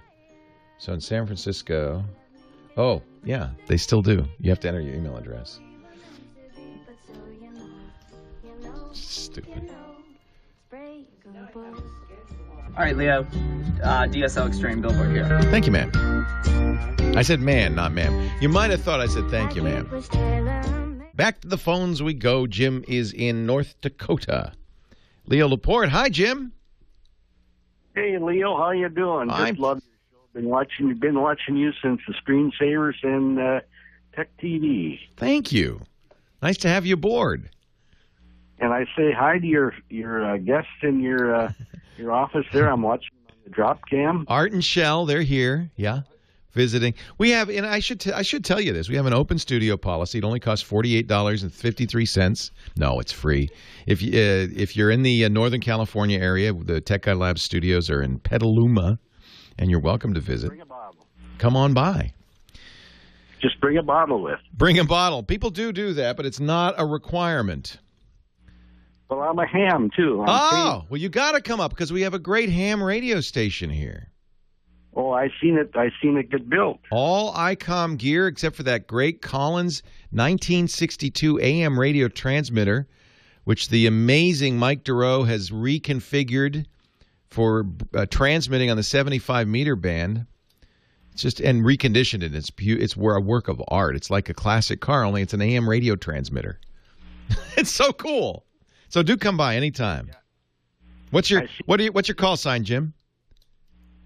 Kilo Zero, Japan, India, Mexico, K0JIM. I spoke with you, one of the first hams on your remote site on episode 18. K0, Jim, I remember talking to you very well. You were one of my very first QSLs, right? Is that how you say it? Yep, QSOs. It's so great to talk to you. And my ham site is, I got one with GoDaddy. Okay. And it's K0JIM.com. I have W6TWT.com, but I don't do anything with it. Because you know what? I'm a bad ham, Jim. I don't ever use all this gear. I finally brought my Kenwood Handy Talkie home, and I'm going to spend some time doing that. It does APRS. I'm going to spend some time playing with that. My problem is I'm on the radio kind of like 40 or 50 hours a week. I don't really have much urge to get back on the air when I go home. I know what it's like. I was a technology coordinator and director at Jamestown Public Schools, and I retired about 3 years ago. So I know what it's like. Come home and play with computers. It's not that fun. No, I want to go home and just veg out. But you know what? When I retire, I can guarantee you all this ICOM gear going to get fired up. I'm going to move out to the country where there's no RF interference, and I'm going to fire it up. There you go. Anyway, it's great to talk to you, Jim. What can I do for you today? Well, I've got a Nexus 7. I just got it, and I just love it. And I was wondering how to get my Audible files on there, too, and I was watching your show, and Dr. Mom mentioned that. But actually, all I did is I just went to the Play Store, downloaded the Android app. There you go. On it, and when I opened it up, I logged in, and there was all my stuff right in the library. One of the things I love about Audible, and I should mention Audible is a sponsor of many of our podcasts. So just a disclaimer there. But the Audible app, and it's available on both Android and on iOS. It's also available on Windows Phone and BlackBerry. One of the great things about it is it has your whole library of books. And I've been an Audible. Audible is an audio bookstore. I've been an Audible subscriber because I love listening. Maybe because I'm on the radio. I don't mind. I don't want to talk when I get home, but I don't mind listening when I get home. I've been an Audible member for 10 years, so there's 500 plus books in my library, and I can go back and listen to any books that I haven't gotten to yet. And when I buy new books, they show up in the library automatically. And you're exactly right, Jim. You don't have to transfer them over from another device. It just downloads them. Now, there's a limit. You can only have, I think, 5 devices. But that's, for most people, that's more than enough. So you just download them. And I would do it on Wi-Fi so it doesn't use up precious 3G bandwidth. But, this is a great solution. Now, Dr. Mom, so here I can give you some solutions. If you had all those files and you didn't want to spend time downloading them, you could get them onto your device. The problem with the Nexus 7, which is a fabulous new tablet from Google, is A, it doesn't have a lot of storage, only 16 or 32 gigs, and B, it doesn't have an SD card slot. But I think you could mount it. I haven't tried this, but you could be able to mount this up, get a file system by mounting it on USB onto a computer, and then copy it over that way. You could also use something like Dropbox, a free service for, I think, 5 gigabytes. Maybe it's 10 now. You can just put it in your Dropbox and copy it over that way. But I think I wouldn't I would actually be careful about filling up your storage with a lot of books. Just the book you're listening to right now. Yep. I've got the 16, but it's an 8 and a 16 gig. They don't have a Okay, thank you for correcting me. 8 and 16. I couldn't remember. 8 and 16 seems so small, doesn't it? Yes, it does. But I think what Google's saying with that, and the fact that there's no additional storage, is, look, you don't want to store content on here. You just stream it from the Play Store or, Google Music. And one of the things Google Music does that's nice is you say, when you listen to something, it caches it. So anything that's you've recently listened to is available even when you're offline. But it does kind of limit its usefulness for instance, going on a plane trip, because you can't load it with content. Yeah, well, take a look at my website, K0JIN. I've seen it, Jim. I remember it very well. You have a great site. And I'm still waiting for my QSL card. I know. I got a stack. I'm so sorry. In January, you said that's the first thing on my list. It is. It's, if you look at my to-do list, it's still on there. I just haven't gotten around. I want to get a good picture and so forth. I owe you a QSL card. I do. 7-3, Jim. 18. Yeah, I know. I told you, I'm a bad ham, Jim. I admit it. I'm like that Christmas ham that you got, and here it is in July or August now, and that Christmas ham is not so good anymore. I'm a bad ham. 7-3, Jim. Great to talk to you. Leo Laporte, the tech guy. Mark in Australia. He's in Melbourne. Hey, Mark. Leo Laporte here. G'day, Leo. How you doing, Mike? G'day, Mark. It's great to hear from you. Ripper, I had to get up at 4 o'clock in the morning so I could catch you. Oh, I've got a problem. Okay. I've got a problem.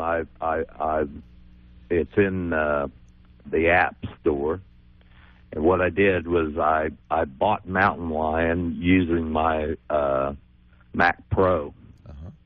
But then when I went to download it, I get this error message says, we could not complete your purchase. The product distribution file could not be verified. It may be damaged or was not signed. What? So I picked up my 17-inch MacBook and went back in, and I downloaded it fine onto the MacBook, but I can't get this thing to work on my tower. So here's the trick. There is an installer in that download. The way Apple's doing its operating system upgrades now, with Lion, a couple of weeks after it came out, you could go to the Apple Store and for $70 buy a USB card, a key. I don't think they're going to do it this time.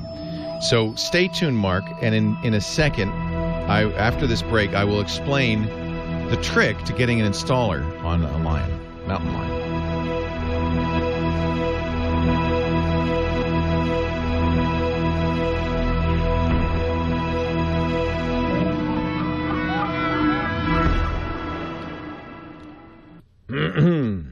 whether you're running a business, working from home. Oh, have I talked about ShareFile yet? I should talk about ShareFile.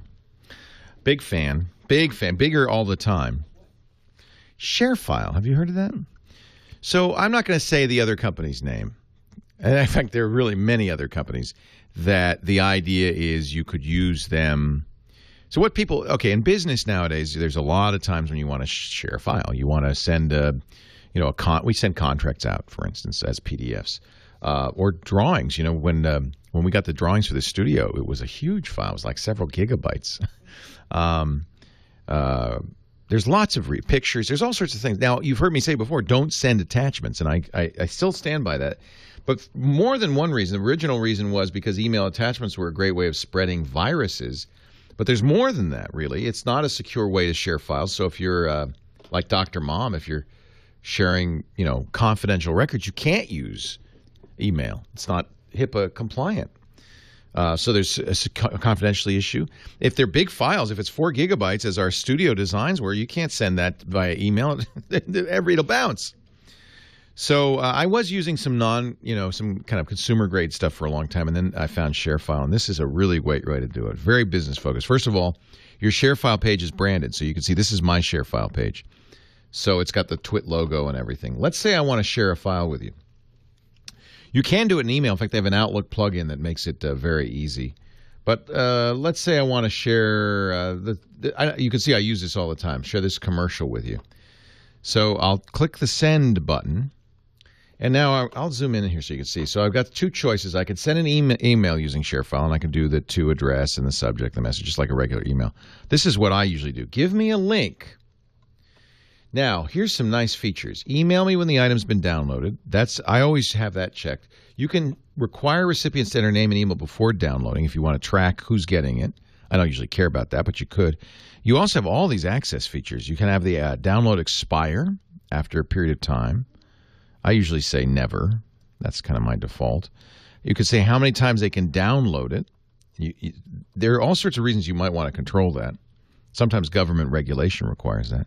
And then you say send file. Now what I get is a link. Now, unlike a lot of these other services, this link, I'll copy it to the clipboard, does not require anybody to have an account. It's just a generic good link. This is what they get when they click that link in their email. They get a branded site. They get a link to the file. They don't have to sign in. They don't have to sign up. It's very clean, and it works so well. This is how I share all of the I do recordings for the radio stations on our network. Hi, Leo Laporte, the tech guy, blah, blah, blah. This is how I do it. Everybody loves this now. This is the way to do it. Sharefile.com. Now, if you want to try it, they've got a 30-day free trial, as all our clients do. We'd love to have our advertisers do that for you. Go to sharefile.com, click the radio microphone, and the promo code is Tech Guy. And I know this is a long link. It's funny, every time I do this ad and I put this on the screen, somebody copies it. But you go ahead and you can do that. That's fine. And download. All you'll get is an ad. Probably won't even be a ShareFile ad. I don't even know what I clicked. But this is how I do it, and it really works well. It really works well. Sharefile.com. Try it today. Use the offer code TechGuy for 30 days free. It's great for a physician, for a business. When you sign up, they'll actually ask you your business because they have branded business pages to make it look really sweet. But you can have your own logo and everything.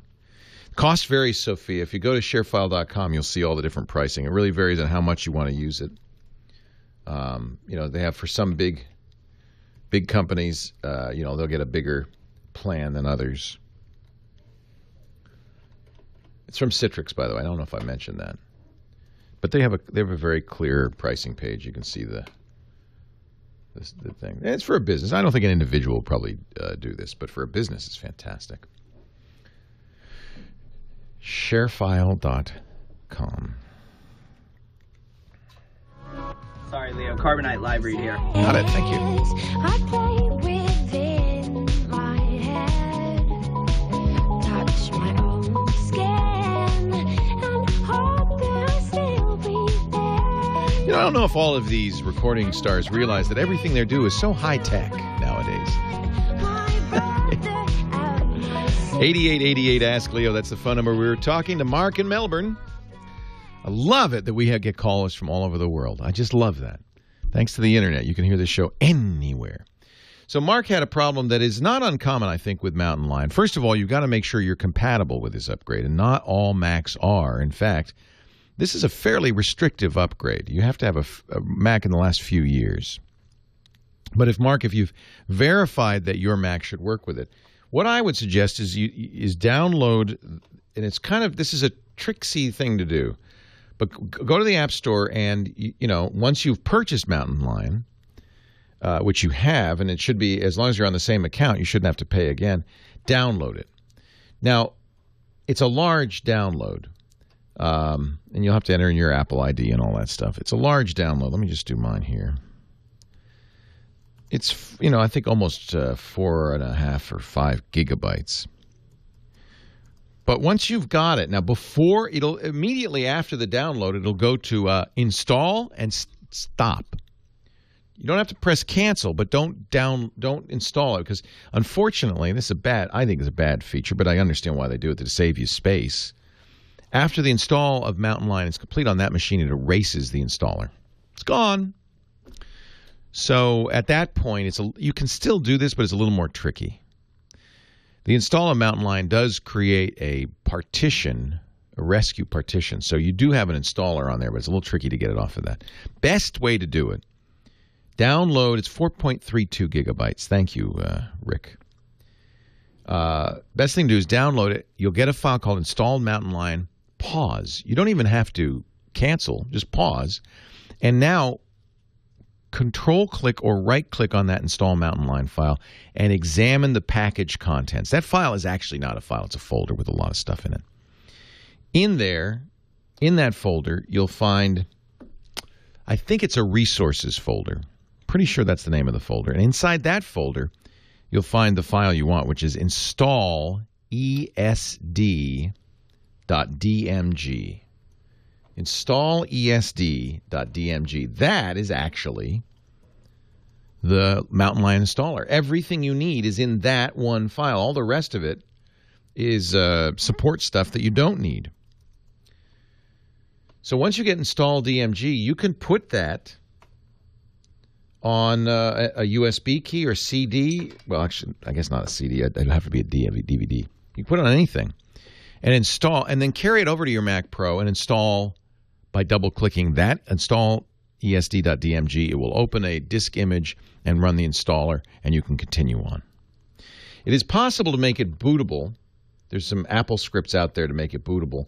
I don't think making it bootable is all that necessary. I guess for a rescue situation, it would be nice. There's a program called Lion Disk Maker that's free. It's just an Apple script. You could, if you knew what it was doing, it'd be easy enough to do this by hand even. Lion Disk Maker will make it easy to make it installable, or rather a bootable USB key. But again, the installer will always work whether you don't need to boot from it. Now carry that over to the Mac Pro and try there.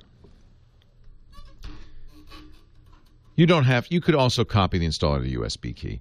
I just think it's more straightforward just to have the install esd.dmg. And so I actually carry around a USB key with the installer on it, because I don't want to have to download 4 1/3 gigabytes multiple times. And so if you have multiple Macs, this is really the best way. I wish Apple made it easier to do this, actually. It would be a nice thing, because they're wasting bandwidth, their own and the world's, by making people multiple times download such a massive file. So try that, Mark, and see if that works. Does that all make sense to you?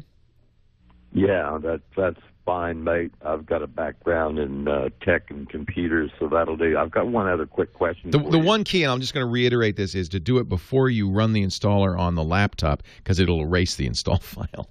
So copy it. Make a copy of it right away.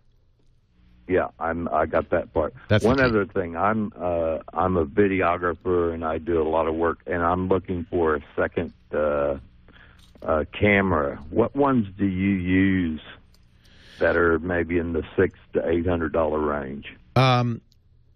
Well, the ones we use in our studio, the one, if you watch our video stream right now, these are Canon Vixia camcorders. They're consumer grade camcorders. They're not that cheap. They're $1,500, although they may have fallen in price since we bought them.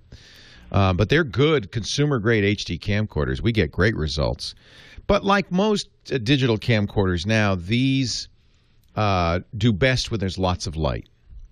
And since we're using them in a lockdown situation in a studio where we control the light and we put a lot of light out, they work great. I'm not sure how well they'd work in the field. A lot of people now are starting to use DSLRs. The Canon T3i, for instance, which is about $600 or $700 digital SLR camera, has a great video mode. The one thing they aren't good for, and the reason we don't use them, is continuous live shooting. You have to shoot in little 30-minute or less chunks. I do a lot of green screen interviews with clients and stuff like that, so I want a second and third camera. Right. So I've got 3 shots and I can intercut them. Great idea. Yeah, because you can't pan on green screen because it's very weird looking if you do that. Very weird. Yeah, so having multiple cameras for the interviews is a really good idea. When we've done in the past, and I know I did the Dig dialogue for Revision 3 I guess it was a year and a half ago. The way they were shooting it, which I thought was really interesting, they had multiple DSLRs. So they'd have one camcorder. I don't know if they're using a Sony EX1 or something, but then they'd have other DSLRs around, and they'd start everything at once, and then that way they'd have some isolated shots that they could cut to. The problem is color balancing. If you're a videographer, you understand every camera has its own kind of color profile. And so if you mix manufacturers, especially, you have Sony plus Canon plus Nikon, it takes a lot of effort afterwards to match the colors up. Right. So my suggestion would be what's your main camera?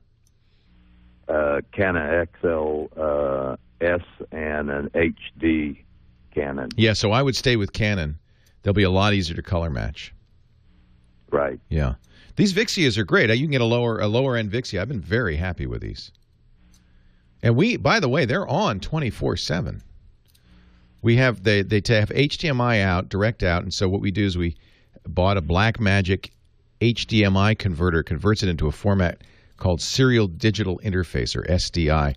We connect the coax to that. We can run it all over the building, and it's really great. We have 30 of these Vixias, and to my knowledge, not one has failed in a year of nonstop use. That's a pretty good recommendation. Yeah. Hey, Mark, great to have you listening in Melbourne. I appreciate it. My pleasure, and all the best to you. Thank you. Take care. I'm gonna be down under in November. I gotta go early so we can have a meetup in Sydney and Brisbane, not Melbourne, unfortunately. But I want to have a meetup down there. It'd be really fun to do that. That's November 7th in Sydney, November 9th in Brisbane. I'll figure out a way to do that. James in Albuquerque, Leo Laporte, the tech guy. Hi, James.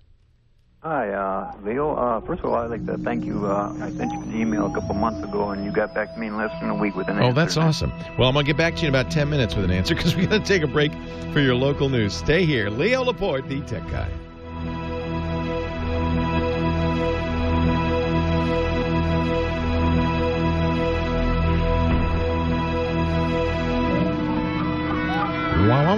Actually, Lion did not have a DVD version, but they did offer a USB version. They say they're not offering a USB version for Mountain Lion. That is a turkey feather. You may ask, why do I have a turkey feather? The turkey's right here, baby. Right in front of you.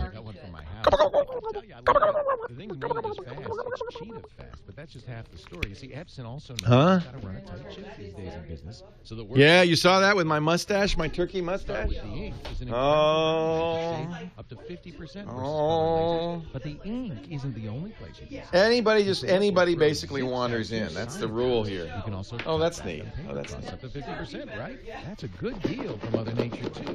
What are you waving at? Trees.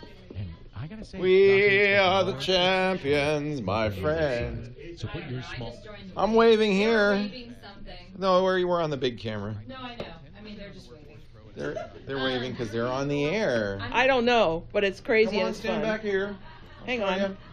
We gotta be on the big. We gotta get your friends to see this one. Yeah. Oi. Oi. Here now. Oi. Oh, he's messaging me. Oi, says Shell. Oh. Oi. Art, were you ever a Shriner? My dad was for a million years. There you go. Come on in. Yeah. 3, 2, and once more. Hurry up again. I have broccoli in my juice. No, I don't think she wants a picture of the carpet. Thank you, Leo. All right. Thank you, Leo. Thanks, This is fun. I know. Is that fun sitting Don't you on have the a TWiT ball? mug I can take home? No. Oh, I wish we did. okay. We gotta make some. I think we have some in the store. Do we? We have mugs in the store? Pretty sure we have mugs. Twit.spreadshirt.com. Okay, now Everybody needs up all your film. Phil, yeah, right. Did you do I've got FaceTime one? Ozzy the cutie Aussie. You are loud and large as life. What are they hearing? You're not hearing him bark. They're not. He's talking about me. He's hearing you. Well, the Yeah, mics are on. Schneider. He's The mics hearing are on. They're hearing you. On the radio? No, only on the. He's watching the stream. Oh, he's watching the stream. Hello, Jason. Can you hear me, Jason? I'm very afraid. I'm afraid. I don't know. Hello, millions of people. Unfortunately, it's only thousands on the. I know. That was so funny. I thought. Which Art and Shell and Kyle and Gina. It's just a few people. Just me and Art and Shell and Kyle and Gina in the chat room. And one guy in the chat room. Are you jealous? He would love to be here. He's in a wheelchair. Oh, well, we're accessible if he wants to come. Bring him up. He wants to come If he out ever here comes so over bad. here. We're totally wheelchair accessible. You can come Well, in. he's in. Oh, he's not around here. Peru. Oh, okay. Oh, no. Oh, he's in England. Oh. Yeah, I went to visit. Well, that's a bit of a distance. It's a little far. Yeah. It's live streaming, but we're not on air. Tell Leo we love his show. He's a Mac Say hello, Jason. We love you too. Hello, Jason. We love you too, Michael. Yeah, the people who are here are really great. So I'm very fortunate to have a great staff. Leo Laporte, the tech guy, will begin at 6 minutes past the hour from Premier Radio Network. You know, I have a great personality until I turn on them. And now I have a very mean personality. I can be mean. I know it. Boy, I love these Marcona almonds. That's what I'm hoping. I exercise it like crazy. Yeah, and I play chess in my spare time, and I'm always trying new things, and programming languages. And I even try to do art because I want to do, like photography, because I want to exercise the right brain a little bit as well as the left brain. You know, I'm always trying to. Because I would hate to lose my marbles. 1 second. Well, a good day to you, Leo Laporte here, the tech guy. Time to talk computers, the internet, cell phones, home theater, digital photography, anything on your mind. If it's got a chip in it, that's what we do here. 8888 Ask Leo is the number. 888-827-5536. I tell you, we got a brand new website. If you haven't gone to take a look at it, so far it hasn't broken. That's a good sign. We're a little worried because this is the first time it's been, we put it up on the air on Wednesday. But, most of the time people don't hit this site until the show's on the air, until the weekend. So we were hoping it would all work even after 1 million people go to visit. And so far, so good. So you'll see on the new site, there's episode guide. We've got tech news. We've got topics on the front page, a question of the week, the tip of the week. We've got easy search. And that really, to me, was the most important thing, was the ability to go to this site, say, I heard Leo talk about how to make a boot disk for Lion or Mountain Lion. How do you do that? And to be able to go there and search. And even better, and this will start to materialize over time. It's not going to happen right away. But even better, when you go to see the answer to a question, you'll see more than just my answer. Wow, look at that. This is from today's show, Paul in Essex, saving app data on an Android phone. You'll be able to add your comment if you've got a better idea. So we had a lot of people wanted to contribute to that, saying, could you add, how could I add data? How could I move over data on my app Android phone? Oh, there's a little bug. There's a little bug. That went away. So I think we're going to see a few little glitches here and there. I need to get some better pictures of me on the front page. I've got my eyes closed. Although that's probably accurate because I frequently do the radio show with my eyes closed. You don't need your eyes open when you're doing a radio show. It's a radio show, right? Paul is on the line from, well, now wait a minute. No, hold on there, Paul. I'll be with you in just a second. But first, James in Albuquerque. I forgot. I put him on hold right at the beginning of the hour. Yeah. I'm sorry, James. Thank you for hanging on. What can I do for you? Okay, I'll tell you what I'm going to do, and then you can tell me whether you think it's a good idea or you can recommend something better. Okie dokie. An old Dell Optiplex desktop with 37 gigabytes of memory, Windows XP operating system. Not much to brag about. So I'm thinking of getting a new computer. Good. But I hate to throw anything away that still works. I completely agree. And this is one of the kind of the shames of the digital industry is these things work fine for decades, but they're obsolete in years. Well, they were some parts of them do, and that's really the whole point of my decision here. I'm talking about the CD, DVD drive. Yeah. That's always the last computer I had. That was the first thing that went. Sure, moving parts are the first thing to go. So I'm scared about losing the CD, DVD drive on this one before it goes. Right. So here's what I was going to do. I was going to strip down all the programs off of it and just leave enough that would allow me to read my PDF text files, my music, and maybe if I have enough room, my photos, and then upload all that stuff to this Dell before the CD drive goes out, so that at least I have it in a processor where I can get a hold of it without having to upload a disk. And this won't be your main computer when you get a new one. This will just be more like an archive. This will be an archive. It won't even be hooked up to the internet. Yeah, that seems fine. I have the truth is, you're going to have all that stuff on your MIG computer, so I wonder how often you're going to go back and look at it. Well, a lot of it is books. So you may not. So having an online archive may be a handy thing to have. Yeah, I don't see anything. There's certainly nothing wrong with that. What you might consider doing. I mean, I think of some things that you might consider doing. For instance, turning that Optiplex into what we call network attached storage. So you could put an operating system on there, designed. Usually it's Linux because those are free and it's very rock solid. It can run years without problems, unlike XP, which you'll have to continually monitor. Well, I guess it's not on the internet. You don't care about security. But I think Linux is a little more reliable. You put that on there and you put it on your network. It doesn't need a keyboard, doesn't need a mouse, doesn't need a monitor. It just sits on the network and you access it from other computers. That becomes now an archive, a central archive. You maybe put some more storage in there, some extra hard drives, where you can keep all that stuff and have it accessible from any computer on your home network anytime. How about that? Okay. That might be kind of a nice intermediate use for it, but that's maybe more than you want to do. What your idea is fine. I'm just saying you could, with a little extra effort, do exactly the same thing you're talking about, but make it accessible to all the computers as a network shared computer. Okay. Well, no, I wasn't interested in network. Okay. Then no, I wouldn't worry about it. Yes, I like your idea.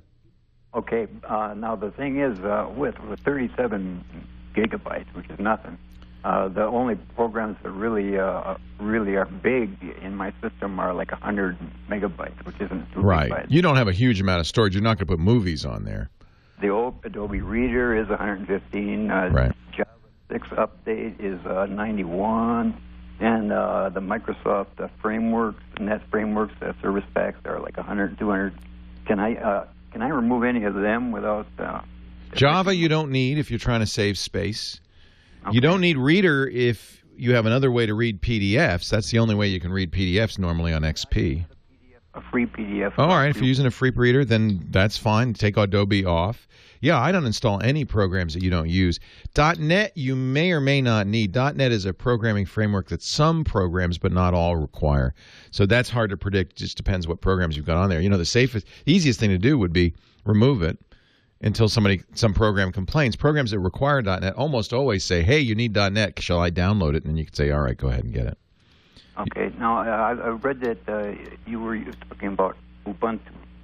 Well, Linux, I was talking about Linux. In fact, we did a know-how segment. If you've not watched our show Know How, it's all about this kind of thing, how to do something 2 weeks ago, we did a show on how to turn a computer like that into a media server, so you could use it to show movies, TV shows, things like that. This current know-how, which you could find at twit.tv/kh, twit.tv/kh. The most recent one was how to take an old computer, much like this Dell, and turn it into a Linux-based computer, which would be a little more reliable, a little bit more up-to-date. I think we should do another one that mixes the two together using something like this. This is called FreeNAS at freenas.org. It's not Linux, it's BSD, which is a true Unix operating system. You put this on a hard drive, and now this becomes a network-attached storage unit, a central network server. There's another wonderful Linux that a lot of people like to use. Ubuntu is very well-known and a very good one. But Linux Mint is very popular. In fact, this is the #1 now most popular Linux distribution. Linux is a free Unix-like operating system. And Linux Mint is free. You can download it. It will run fine on that XP machine. It doesn't occupy as much space as Windows, and it will do all the things you just described. It's very Windows-like, I think. It's very Windows-like. I don't think you're going to lose any functionality, any capability. It all depends, James, how much work you want to put into this. It sounds like you're a hobbyist. It sounds like you want to hack around with it a little bit. You'll have a lot of fun. I think do what you had said you wanted to do. It's a great start. And if you decide you want something a little more, then I would look at Linux. I'm a big fan. Paul in Castaic, California. Leo Laporte, the tech guy. Hi, Paul.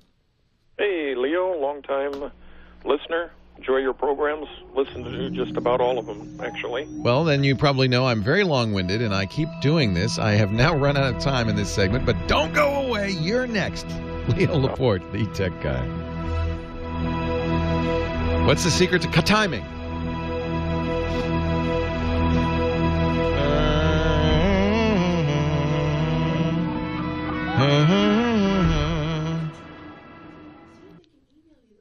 If you're in the professional support business, well, you can get it. It's all online. I don't have to email it to you. Everything is a podcast after the fact. That's great. The ability to fix it. Everything's part of the podcast. But you also your big mouth will be on the podcast for the rest of your life. Remote monitoring. Wouldn't it be nice if you could find one Unless tool they somehow cut it out? But I've been telling them not to cut anything out if there's something going on before they happen. That's the new Go to Assist from Citrix. Have you tried this? Oh, the brand new Go to Assist. Even if you've tried it before, you've got to try it again. They've added monitoring. Remember, live TV. That's all I do. Customizable dashboard that tells you exactly. I fell in love with live TV when we were doing Tech TV on your client networks. All that was live. Lets you know when something is about to go wrong before it goes wrong, so you can swoop in. I far prefer live. Far prefer it. One easy platform from here, let me show you. This was a fun one. You've got to try this. Even if you've tried it before, you've got to try the new Go. Boy, I'm making a mess of this shirt. GoToAssist.com, click the Try It Free button. I'm such a slob. You visit GoToAssist.com, use the promo That's why I should not be on live TV. I need a bib. Leo Laporte, the tech guy. 8888 Ask Leo. We're talking tech, talking Linux. Talking with Paul in Castaic, California. Hey, Paul, Leo Laporte, the tech guy. Leo. Thanks for hanging on. I'm sorry I did that to you. Yeah, no problem at all. All right. Long-time listener. Listen to virtually all of your programs. Wow. That's a lot. I make them all, and I know how long it takes to make them. I can't imagine what it would take to listen to them. Very informative. Good. Thank you. Gordo. You're a ham. Going to study for my test. Good. I plan on doing all three of them at one time. You know, so we're talking about getting the amateur radio license. They colloquially called the ham license. And, of course, the FCC licenses you, but it's other hams that give you the test, and they're all over the country. The 3 levels are technician, general, and extra. Technician is so easy that you could probably study for it a day and get it. And that gets you a lot of the way towards being a ham. You can transmit on many of the ham frequencies. You can go out and get a handy-talkie FM radio, and you're good to go. The general license is a little bit harder than that, but you're going all the way. You're going to take all 3 at once, huh? Yep. Good man. And you're using Gordo's materials to study. Correct. Yeah, Gordo's got the best materials. Absolutely, highly recommend. That's how I learned. Ham Nation is fantastic. That's our podcast about ham radio. Gordo is Gordon West, and if you want to get his materials, I should give him a plug. It's one thing to say, you know, he has Gordon West Radio School, but you can also find all the materials at w5yi.org.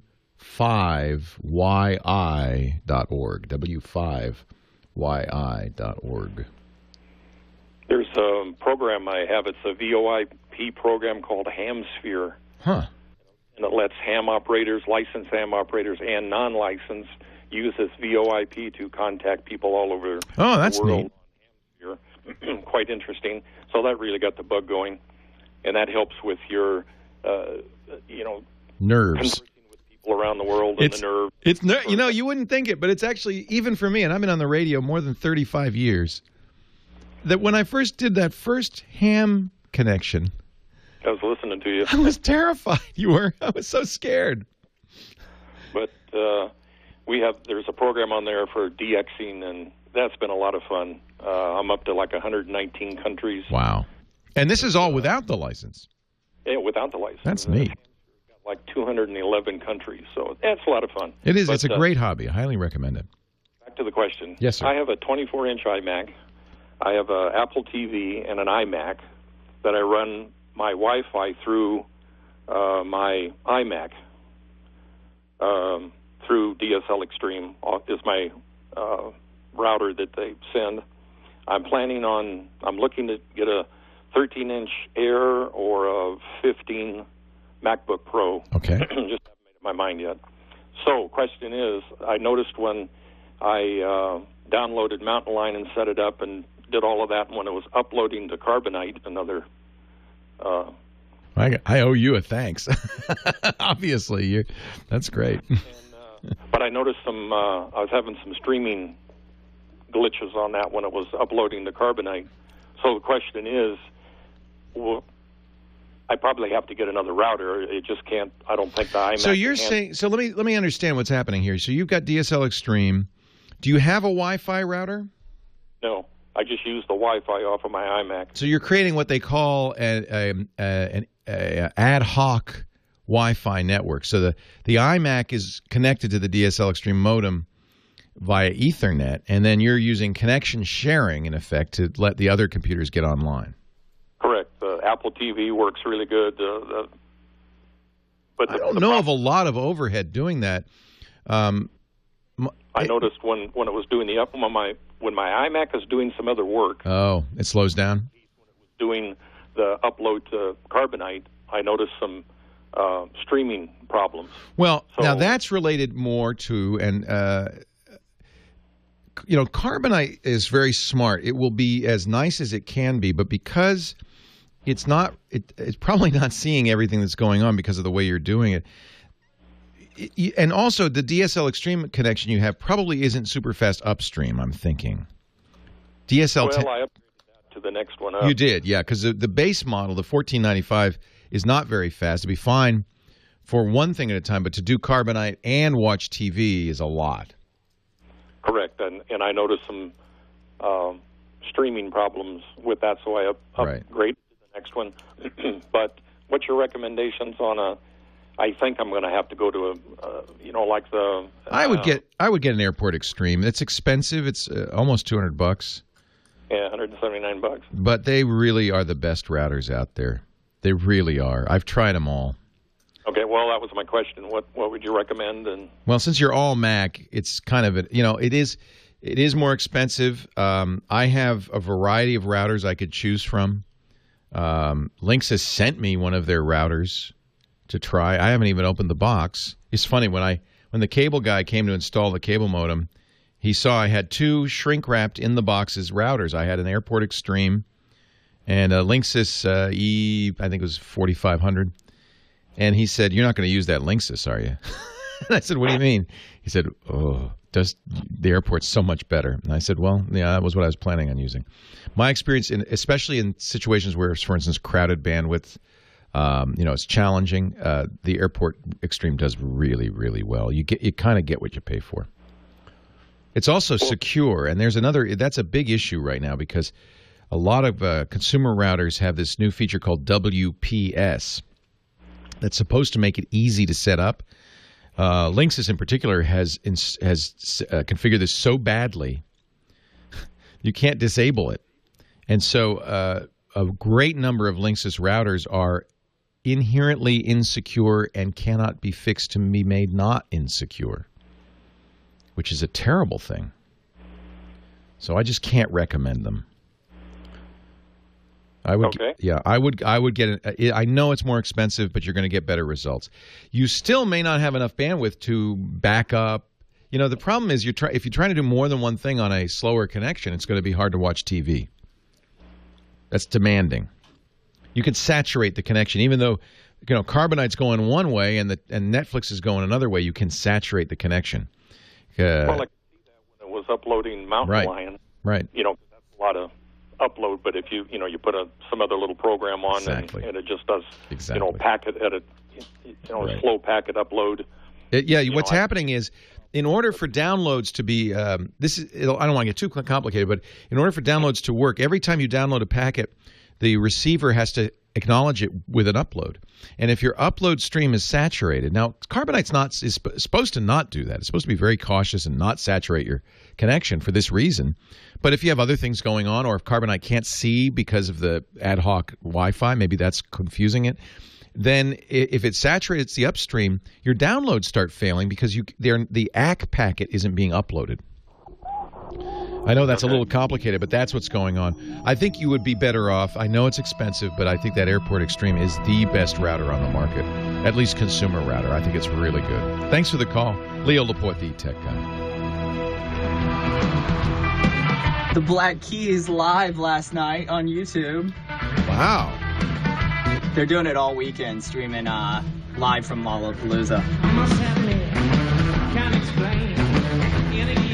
All right, Leo, you've got a Carbonite billboard here. Got it.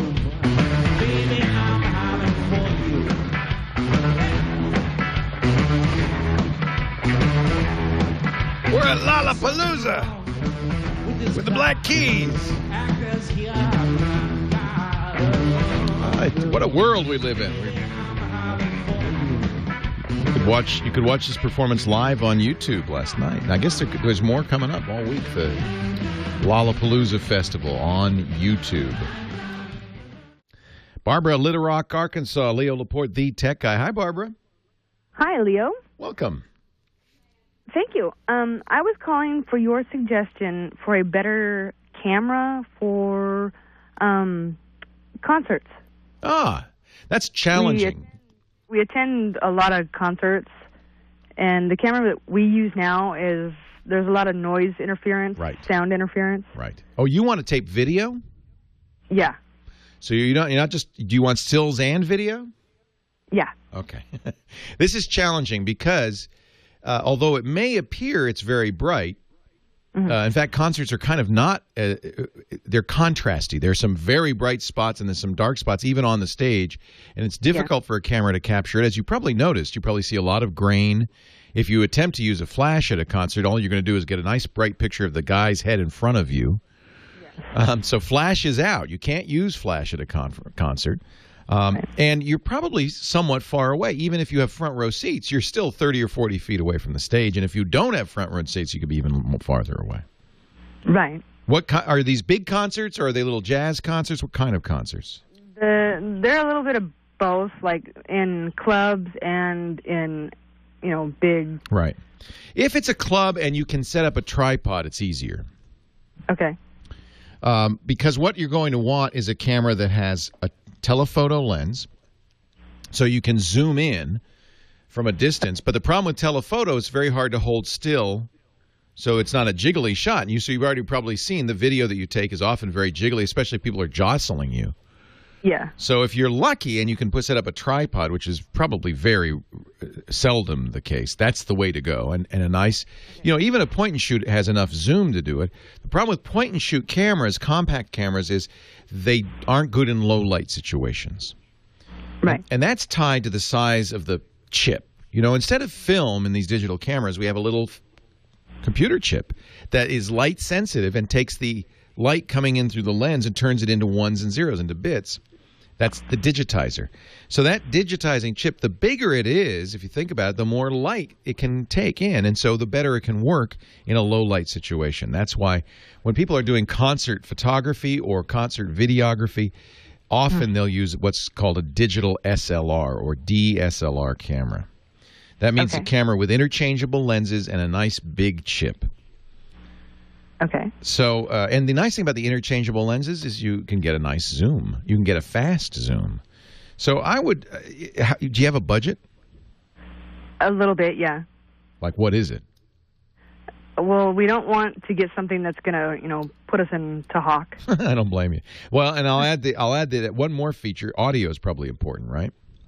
Yeah. So what you want also is a camera that has, well, you can use the built-in mic, but as you're noticing, there's a lot of noise. Yes. There's you if you say anything or you cheer. There's your fingers, your hands. There's sometimes the motor in the camera. When you zoom, you can hear. That's no good. So what you'd ideally like is a camera that has a microphone connection, so you could put an external mic on top of the camera. So the camera I'm going to recommend, which would be fantastic for this, but it might be out of your price range, I don't know, is a Nikon D3200. This is the new, for me, the new entry-level camera. Now, it's $700. Is that out of your price range?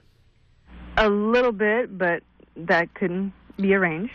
And I'll tell you what you're getting with this. First of all, an amazing camera. This is an incredible deal. The 3200 is one of Nikon. It's their entry-level camera, but it's one of their best. Incredible image quality. Big sensor. It's not a full-frame sensor, but it's APS-C, which is a very nice size. It has interchangeable lenses, so you could get a longer lens. And most important from your point of view, it has a microphone jack, so you could get a little mic. There are a number of companies. Rode makes one, the stereo mic, that go on the flash shoe and then connect to the mic, and they're much better microphones. You'll get a concert sound that is really much, much better, like the bootleggers. So it's a 24-megapixel camera, which is amazing. It is lightweight, which is great. It will work with a tripod. It comes with a pretty good zoom, 18 to 55. But if you know that the main thing you want to do is shoot concerts, you might want to, instead of getting the kit, which comes with a zoom, is just get the body separately and get a longer lens. It is a remarkably good camera. I love this camera. And in fact, I'm recommending, it's my standard recommendation now for anybody who's buying their first DSLR. Okay. So if you can afford it. If you can't, I still would recommend probably one of the Micro Four Thirds cameras, like a Sony. The Sony NEX is quite good. The NEX 5, for instance. That's unfortunately, it's about the same price. The best cameras start really at $500.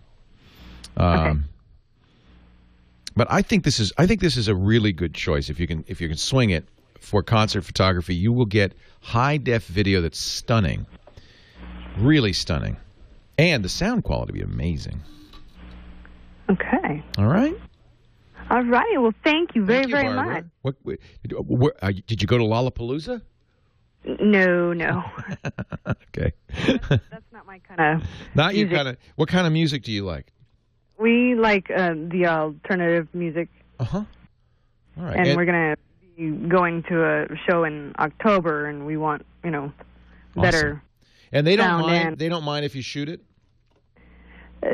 Some places yes, some places no. Yeah, of course you want to always check. Yeah. Yeah. Somebody's telling me that Precision Camera in Austin has a sale right now on the D3200. I think if you shop around, you could probably find it for maybe closer to $600. But you got to shop around. I'll tell you what, it's almost worth stretching to get this camera. It is a camera that will grow with you. It really will. That's just a very impressive little box. Phil in Tampa, Leo Laporte, the tech guy. Hi, Phil. Hi. Boy, it's good to hear you. It's nice to talk to you. I've got a HP laptop, and the power supply, gets extremely hot. Yeah.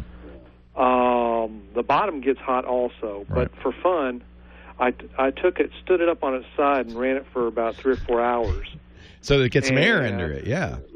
Yeah, and it ran a whole lot cooler. Well, of course. But the brick still stays hot. Yeah. In fact, you can buy for $5 or $6 on eBay a USB fan pad that goes underneath laptops, because laptops get hot on the bottom. They have 3 little fans that are powered by USB, and it can keep it 10 or 15 degrees cooler. But you're right, the bricks get hot. Now, that's not abnormal. Neither of these are abnormal, by the way. I mean, they could be, but even normal ones get hot. I've seen these power bricks melt. Now, that's not normal. I've seen them actually deform, the plastic deform from how hot they should get. Yeah, that's why it's a good idea not to put a power brick on a carpet or under a blanket. You want to keep it where the air cooling is as good as possible.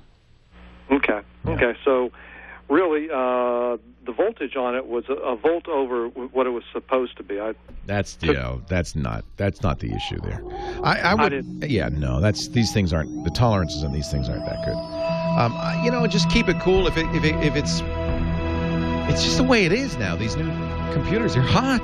Leo Laporte, the tech guy.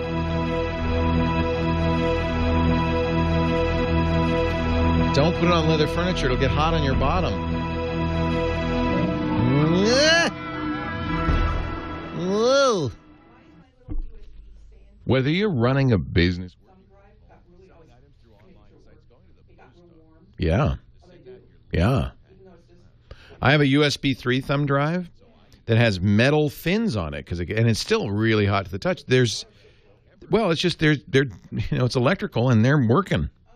USB 3 really gets hot. Yeah, it's working hard.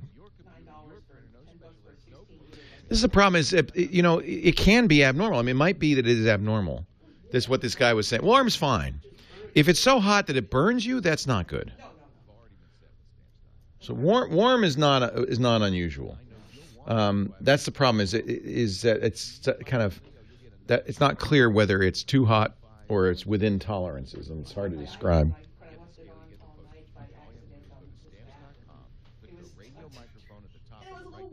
Right.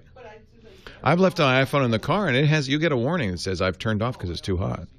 The good news is most electronics will have a shut-off if they get over temperature. Hello, Mr. Gizwiz. Hello there, Leo. I was just measuring the temperature in my crotch. Which is very cool because I have an ice tray there.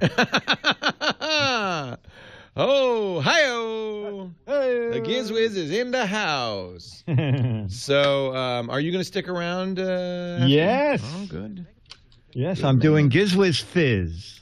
Gizwiz.fizz? No. Someone said you should call that something. And I said, I'm calling it Gizwiz Fizz. How about Giz Fizz? Giz Fizz. We could call it the Giz Fizz. Yeah. By the time it's over, it's evaporated. It's evanescent. Yeah. 3LC technology. It's an evanescent.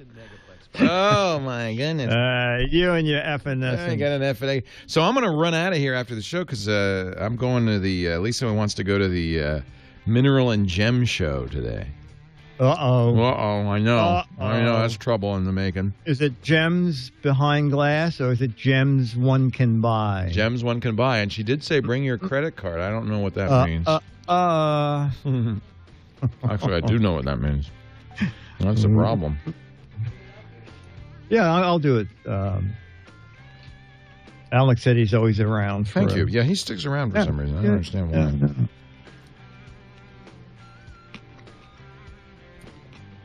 And I you got a lot of people. How'd your AMA go? Oh, it went good. You like it? I didn't have the reaction you did, but people really are very kind and. I know. A lot of diehard Mad fans came by. Well, and that's what usually happens. It's you get the fan. I get all the Tech TV fans, right? Yeah. Yep. Absolutely. Who's the guy with the mustache?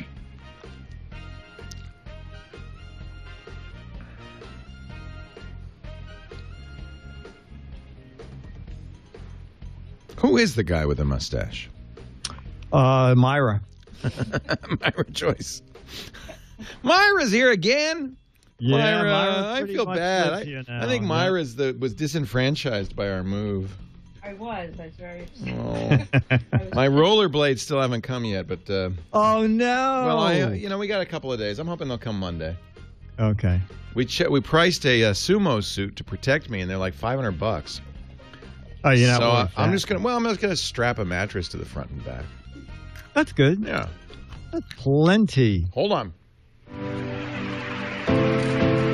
All right, Leo, last live read today, not 32. Got it.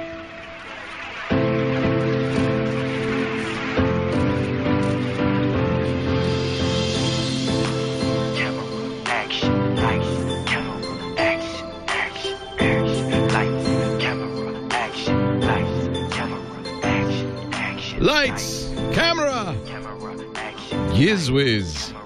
Leo Laporte, the tech guy. Waning minutes of day number 1 of the Tech Guy Show in the new era. TechGuyLabs.com. Have you gone yet? Have you checked out the new site? Oh, it's pretty. Oh, I went there earlier today. Looks Did you? very You like nice. it? Yeah. That man there, that's the Gizwiz. Dick DiBartolo, Mad Magazine's maddest writer, joins us every week to talk about gadgets. I gotta have we'll have a nice picture of you and a feature every Saturday on the site.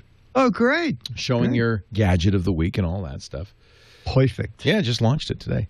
So Dickie D does a crazy little podcast, crazy little thing called the Gizwiz, in which he talks about gadgets. They're always fun, always interesting. He also has a website, gizwiz.biz. And I guess this is your hobby, right? I mean, your day job is writing for Mad Magazine. Well, right now they're about 50-50. My day job is answering emails. You're not alone in that one. Oh, yeah. Non-stop, I saw a thing this week that the average person spends 2 hours and 15 minutes a day on emails. And, boy, I'm past that. Well, yeah, I know. I someday he'll come up with a gadget that will help us with that. Oh, I hope so. Until then, what do you got?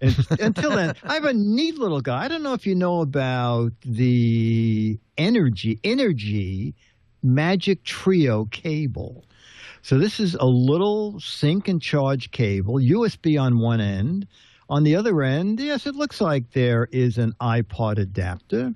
But it is an iPod adapter. But you pull up on it, and now there's a USB micro adapter on it. Then you pull up on that again, and there's a mini micro USB adapter. So you get like one cable that has all three popular connectors on it. Exactly. It's about $17, and this is I carry that with me, and I carry another cable. This is maybe a little more convenient to carry, but you have to carry two different versions. So there's an iPod version, and these are from Scoche. And these little guys are called Clip Sync. So Clip Sync, a little clip for your backpack or your belt. And again, very compact. Out of one end, you pull a little USB dongle. At the other end, there's an iPod dongle, or you buy a separate one if you want USB micro and mini. We had something like this almost a year and a half ago, and they were about $10. Now they already have dropped to $10, but now they're aluminum. They have a little belt loop on them, and they really are convenient. That's what one of them looks like for if you're watching. If you're on radio, it's Scoche, and what you're looking for is the Clip Sync, which is the newer version. The old version is Flip Sync, and this is Clip Sync.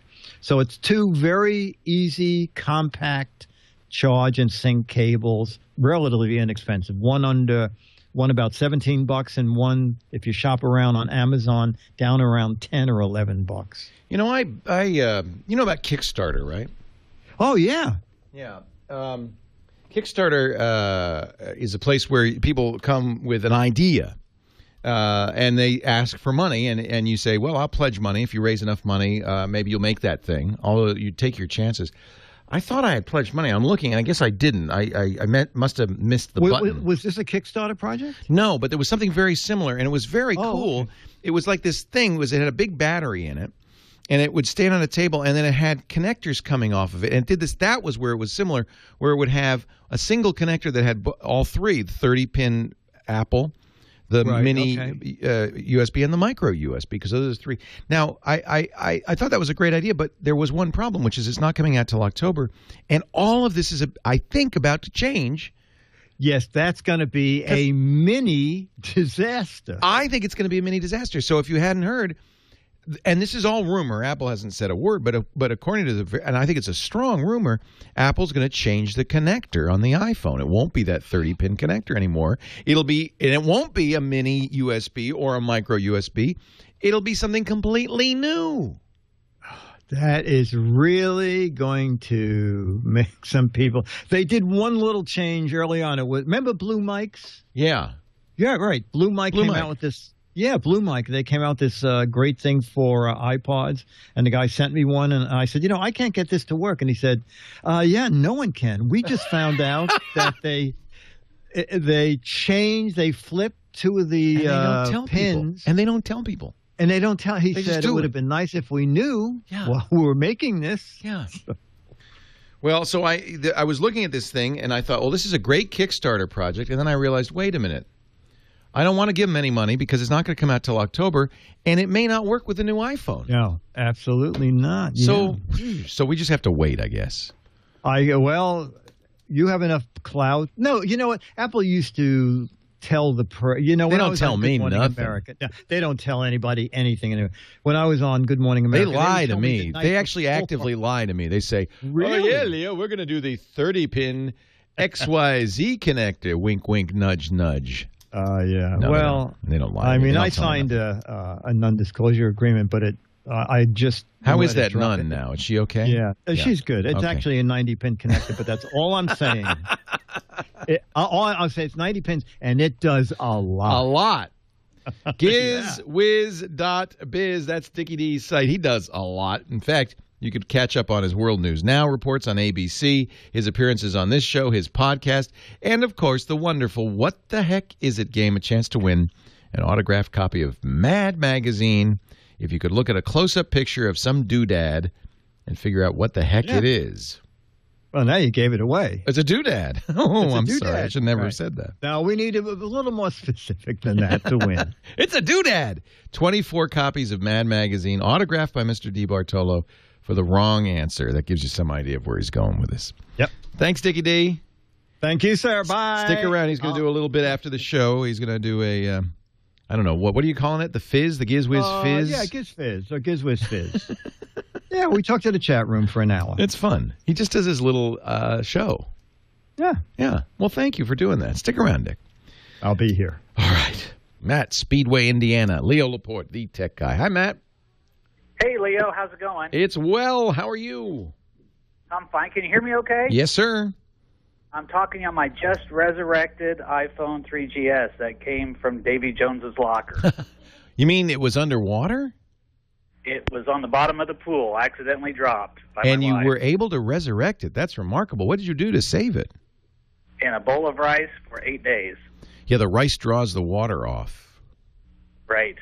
You're very lucky because that could. iPad today had that Liquipel and that was an epic failure. Yeah. Well, that's great. You didn't do what I did, which is try to turn it on. Well, it was coming on and off on its own on the counter. The bowl of rice was constantly vibrating. Yeah. Wow. That's interesting. Yeah, you're just lucky. I shorted everything out. The thing was molten. In fact, they took the SIM card. I was hoping to reuse the SIM card, and it was short-circuited. Oh, no. Oh, no. Oh, no. You hear that, Matt? You know what that means? I've just wasted your time. That's okay. It's been a pleasure. Hang on. We'll call you back and make you the first call tomorrow. Leo Laporte, the tech guy. Well, that's it for the Tech Guy Show for today. I'm Leo Laporte. Thank you so much for joining us. Don't forget, the Tech Guy is just the tip of the iceberg. We do nearly 30 shows now on the TWiT Netcast Network, and you'll find them all at twit.tv. We talk about Windows on Windows Weekly, Macintosh on Mac Break Weekly, iPad on iPad Today. You get your daily dose of tech news from Tech News Today, and our weekly roundtable show, This Week in Tech. It's all at twit.tv. And I'll be back next time with another great Tech Guy podcast. Thanks for joining me. See you next time.